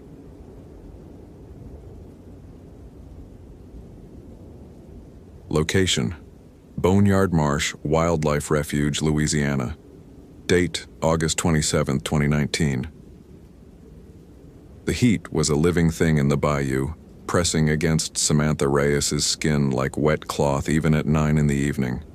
She sat in the aluminum boat at the edge of the refuge's main channel, her spotlight off, her radio quiet, listening to the swamp breathe around her. Cicadas screamed from the cypress trees in waves that rose and fell like fever pulses. Somewhere in the darkness, a bullfrog called out, received no answer, and fell silent. The air smelled of rot and green growth and the particular mineral tang of water that never fully cleared, never fully moved, just sat and waited and remembered everything that had ever drowned in it. August in Boneyard Marsh was not a time for the faint of heart. The refuge covered 18,000 acres of bayou, marsh grass and flooded timber, a labyrinth of channels that shifted with every storm, every flood, every season. Samantha had worked here for 4 years, long enough to know which waterways led somewhere and which curled back on themselves like snakes eating their own tails. Long enough to know the sounds that belonged and the silences that didn't. Long enough to have heard the stories the old Cajun fishing guides told each other when they thought no one from the government was listening. She checked her watch. 9:47 p.m. Her shift ran until 6 a.m., 9 hours of solo patrol through waters that most people had sense enough to avoid after dark. The refuge was officially closed to visitors from sunset to sunrise, but that didn't stop the poachers who came for alligator eggs, the trotliners who set illegal lines for catfish, or the occasional lost tourist whose GPS had led them into a maze they couldn't escape. Samantha's job was to find them, sight them, and guide them out before the swamp found them first. Tonight, though, she was looking for someone specific. Marcus Thibodeau, 43, commercial fisherman out of Houma. His wife had called the refuge station that afternoon, voice tight with controlled panic, saying he'd gone out before dawn to check his crab traps in the eastern channels and hadn't returned. His boat had GPS tracking, required for all permitted fishermen in the refuge, but the signal had stopped transmitting around 2 p.m. Last known coordinates placed him in a section of the marsh the locals called Dead Man's Finger, a narrow channel that wound through some of the oldest cypress stands in the refuge before dead-ending in a tangle of fallen timber and stagnant pools. Samantha had worked with Marcus before. He was one of the good ones, respected the wildlife, followed the regulations, knew the water better than most people knew their own backyards. If his GPS had stopped, it meant equipment failure, which happened. If he hadn't returned by nightfall, it meant something else. She keyed her radio, adjusting the frequency to reach the station. "Dispatch, this is Unit 3, beginning patrol sweep of the eastern channels, starting at marker 7, heading toward the Dead Man's Finger vicinity. Over." The response came scratched with static, normal for this part of the refuge, where the density of vegetation and the mineral content of the water played havoc with radio signals. "Copy that, Unit 3. Be advised, Weather Service has upgraded the tropical disturbance to Tropical Storm Elaine. Expected to make landfall near Morgan City by tomorrow afternoon. Conditions deteriorating overnight. Recommend concluding search by 0300 at latest. Over." "Understood, dispatch. Unit 3 out." Samantha started her outboard motor, keeping the throttle low to navigate the narrow channel. Her spotlight cut a pale cone through the darkness, illuminating the gray-green trunks of cypress trees draped in Spanish moss, the black water sliding past her hull like oil, the occasional pair of red eyes reflecting from the banks where alligators watched her passage with prehistoric patience. She'd stopped being afraid of gators her first month on the job. They were predictable. They followed rules that made sense. Hunger, territory, self-preservation. It was the things that didn't follow rules that kept her awake on nights like this. The channel narrowed as she pushed deeper into the refuge. The cypress trees grew closer together here, their knees jutting from the water like the fingers of drowned giants reaching for air. Spanish moss hung so thick in places that she had to duck, the gray tendrils brushing against her face like the touch of something dead that hadn't accepted its condition. The cicadas had stopped. That was the first thing she noticed. The bullfrogs had stopped. The water moved against her hull with a sound like whispered secrets, and beneath that, beneath everything, a silence so complete it felt like pressure against her eardrums. Samantha slowed the boat to a crawl, sweeping her spotlight in a slow arc. Something was wrong. She couldn't have said what, couldn't have pointed to any specific evidence, but her body knew. 4 years in this swamp had taught her to trust the animal part of her brain, the part that recognized threat before the conscious mind could name it. "Marcus," she called. Her voice fell flat, absorbed by the trees and the water and the heavy air. No echo, no response. "Marcus Thibodeau, this is Wildlife Officer Reyes. Can you hear me?" Nothing. She continued forward, her hand resting on the grip of her sidearm. The channel curved ahead, and as she rounded the bend, her spotlight caught something floating in the water. A boat. Aluminum, maybe 16 feet, listing slightly to one side where water had pooled in the hull. She recognized the registration numbers. Marcus's vessel, the one his wife had described. It was drifting in the center of the channel. No anchor, no lights, no sign of its occupant. Samantha brought her own boat alongside and killed the engine. The silence rushed in to fill the space, thick and waiting. She tied off to the other vessel's cleat and shone her light into the interior. The first thing she saw was the blood. It painted the inside of the hull in arcs and splashes, dark and tacky in the humid air. It covered the bench seats, the tackle box, the cooler that had been torn open with such force that the hinges had bent backward. Deep gouges marked the aluminum sides. Not scratches, not scrapes, but furrows, as if something with claws the size of fishing knives had raked through the metal while trying to get in. Or get out. On the floor of the boat, wedged beneath the center seat, a GoPro camera blinked with a small red light, still recording. Samantha's hands were steady as she reached for the camera. 20 years of training, Army before this, 2 tours in Afghanistan, then law enforcement, then wildlife services when she'd needed something quieter, had taught her how to compartmentalize. Feel later, observe now, document everything. The camera was slippery with blood. She wiped it on her pants and checked the display. 8 hours of footage recorded, battery at 11%. She didn't have time to review it here. She secured it in her vest pocket and continued her survey of the boat. No body. No Marcus. His tackle was still there, his lunch cooler, his cell phone sitting on the bench seat with a cracked screen and a battery long dead. Whatever had happened, he hadn't had time to grab anything, hadn't had time to call for help. The GPS unit was smashed, components scattered across the deck. That explained the signal loss. Not equipment failure. Destruction. A sound reached her across the water. Faint, distant, from somewhere deeper in the channel. A voice. "Help. Please, somebody help me." Samantha's head snapped toward the sound. Male voice. Weak, coming from the direction of Dead Man's finger. "Marcus? Marcus, is that you? Keep talking, I'm coming to you."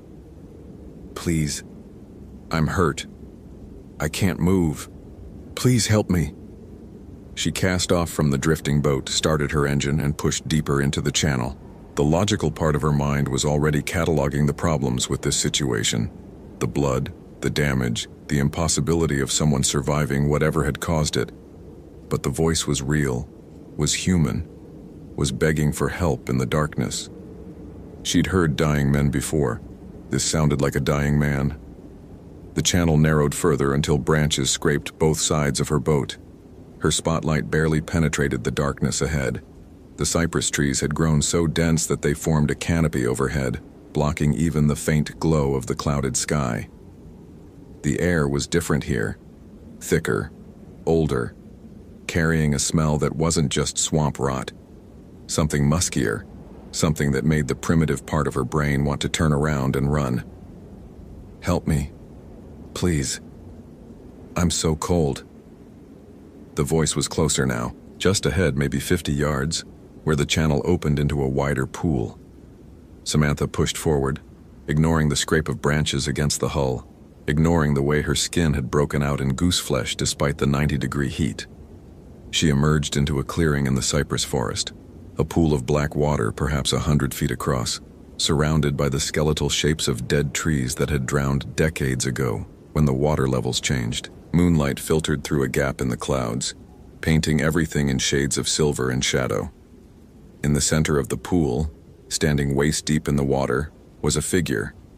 Samantha's spotlight found it, and for a moment, her mind refused to process what she was seeing.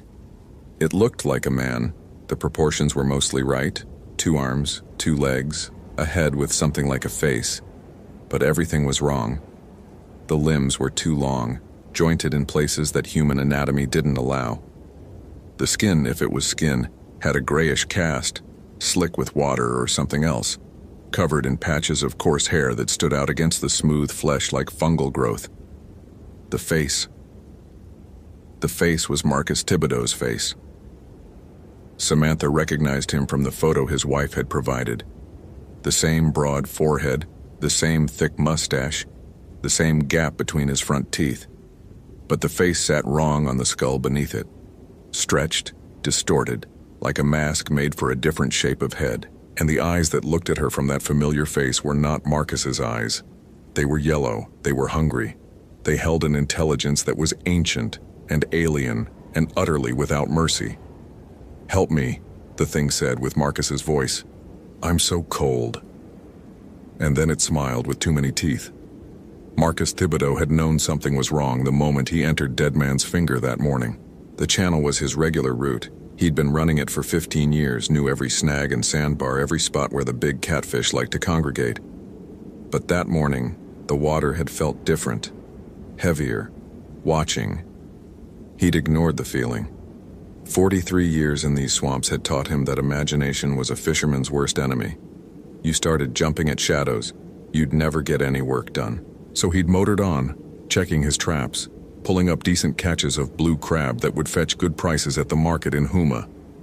Normal morning, normal work. The trouble started when he reached the dead-end pool. He hadn't meant to go that far. The fishing was poor in the stagnant water, and the stories the old-timers told about that place had always made him uneasy. But his GPS had glitched, showing a channel where he knew no channel existed. And by the time he realized the error, he was already in the pool, the standing dead trees surrounding him like grave markers. That was when he heard his mother's voice. "Marcus, Cher, come see what I found." His mother had been dead for 6 years. Heart attack, quick and merciful, in the kitchen of the house where she'd raised 7 children on fish and faith and sheer Cajun stubbornness. He'd held her hand as she went. He'd watched them close the coffin. But her voice came from the trees. Perfect. Complete. Every inflection, every subtle note of the Acadian French that she'd never fully shed even after 60 years in America. "Come see, Cher, it's so beautiful, you have to see." Marcus had reached for his radio. His hands were shaking. He wasn't ashamed to admit that. Something wrong was happening. Something that went beyond equipment glitches and navigation errors. But when he keyed the transmit button, all that came back was static. And beneath the static, so faint he might have imagined it, the sound of his mother laughing. "You used to be braver, Cher. You used to run through these swamps like they belonged to you. What happened? What made you so afraid?" "You're not her," Marcus said. His voice cracked on the words. "Whatever you are, you're not my maman." Silence. The kind of silence that listens. And then from directly behind his boat, close enough to touch, a voice that was not his mother's. A voice that was deep and wet and wrong, like something speaking through a throat not designed for human language. "No, but I remember her. I remember them all. Every soul that ever bled into this water. Every fear. Every prayer. Every last scream. The water remembers, Marcus. And so do I. He spun around. The thing was right there, rising from the black water less than 3 feet from his hull. In the morning light, he could see it clearly.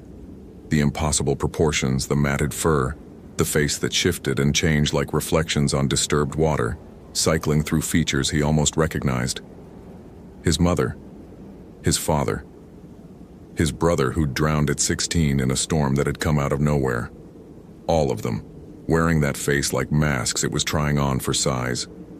Marcus grabbed for his knife, a fishing blade, 8 inches, sharp enough to gut a 100-pound catfish. He swung without thinking, felt the blade connect with something that was both solid and yielding, heard a sound like tearing canvas. The thing laughed. It didn't attack immediately. That was what Marcus would remember later, in the brief moments of clarity that remained to him. It could have killed him instantly.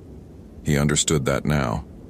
Instead, it circled his boat slowly, letting him see it from every angle, letting his mind fully comprehend what he was facing. One clawed hand reached up and traced along the hull, leaving deep furrows in the metal with no more effort than a child dragging a stick through sand.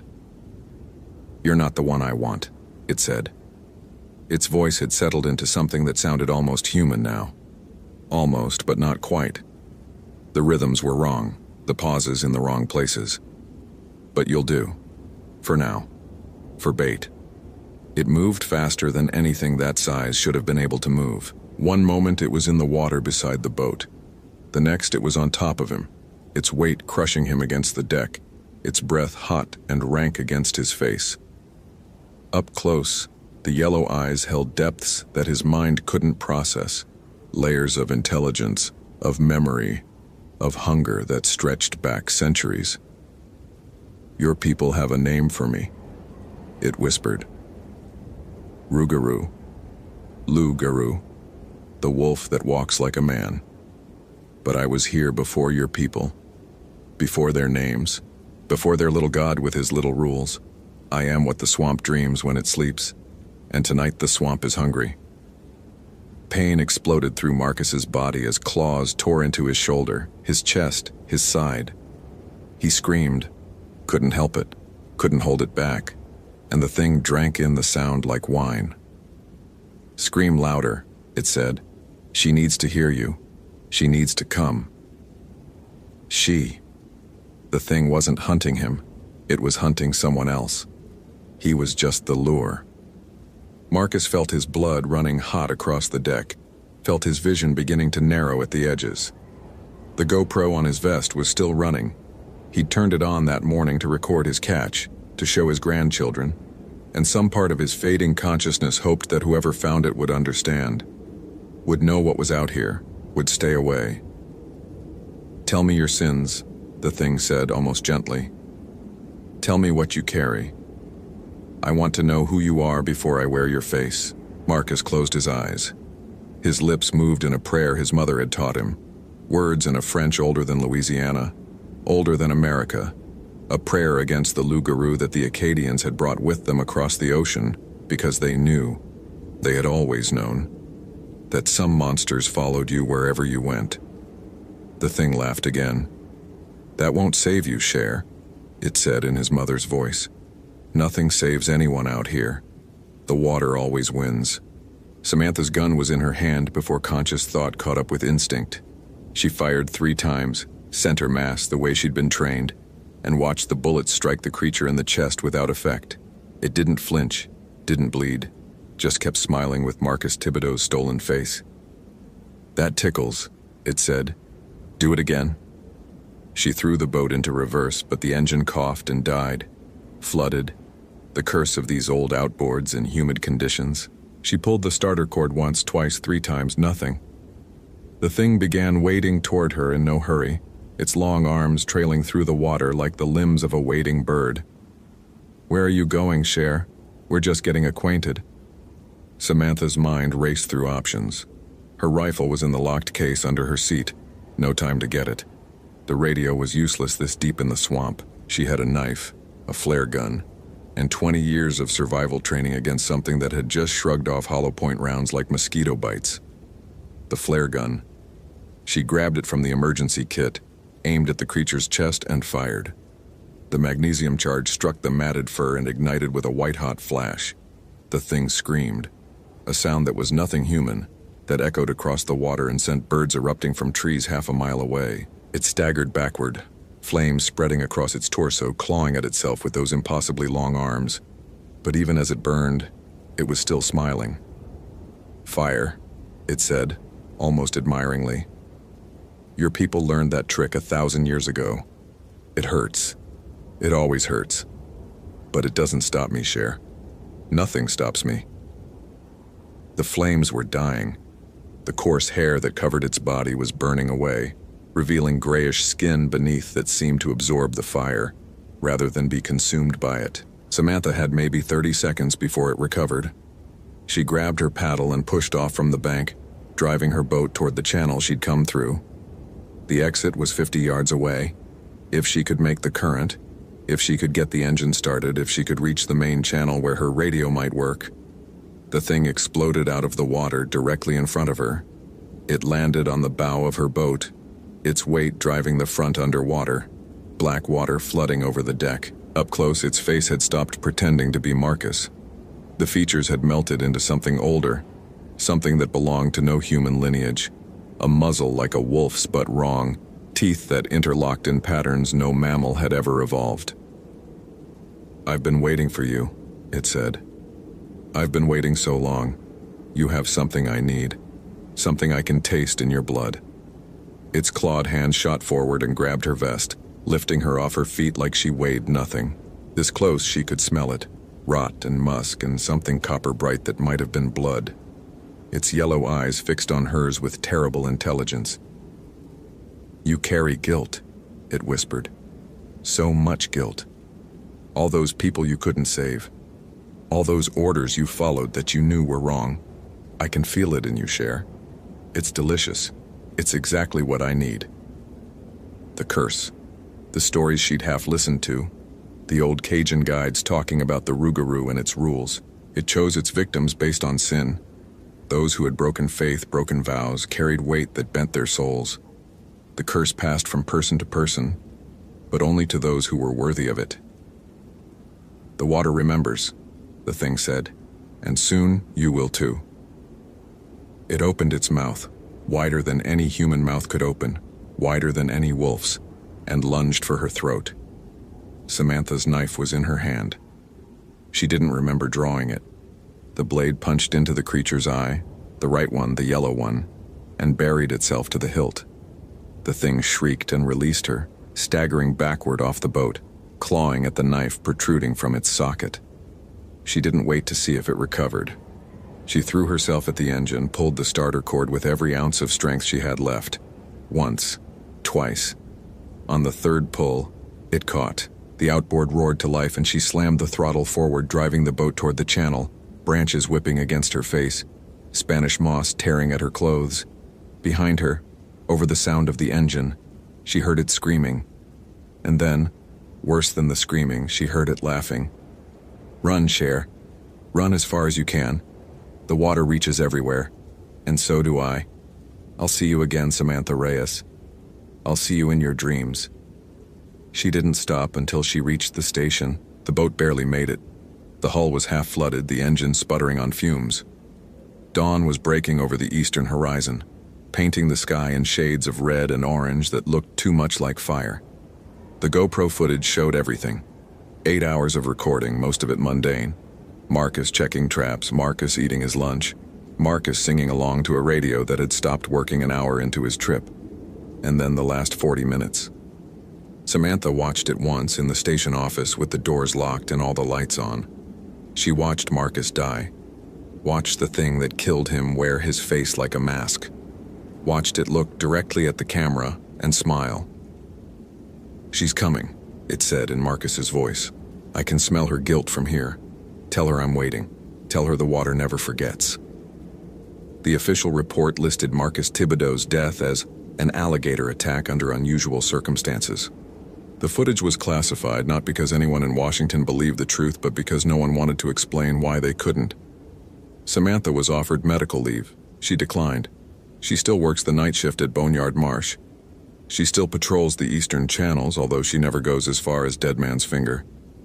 Some nights, when the heat sits heavy and the cicadas fall silent for no reason she can explain, she hears voices calling from the water. Her mother's voice, her sergeant's voice from Afghanistan, Marcus Thibodeau's voice asking her why she left him, why she didn't save him, why she ran. She doesn't answer anymore. She knows what's calling. But sometimes, in the hour before dawn, when the darkness is thickest and the water is still, she catches herself looking toward that dead-end channel, wondering if the thing is still there, wondering if it's still waiting, wondering when she'll be guilty enough to go back. The knife she'd buried in its eye was never found. Neither was its body, if something like that even leaves a body behind. But last month, a fisherman reported finding a rusted blade in his net, pulled up from the deepest part of the channel, 8 inches long, sharp enough to gut a 100-pound catfish, sharp enough to have cut something that doesn't bleed. Samantha keeps the knife in her desk drawer now. She tells herself it's evidence. She tells herself it's protection, but sometimes late at night she swears she can feel it calling to her. A pull in her chest like hunger, like guilt, like the water, remembering.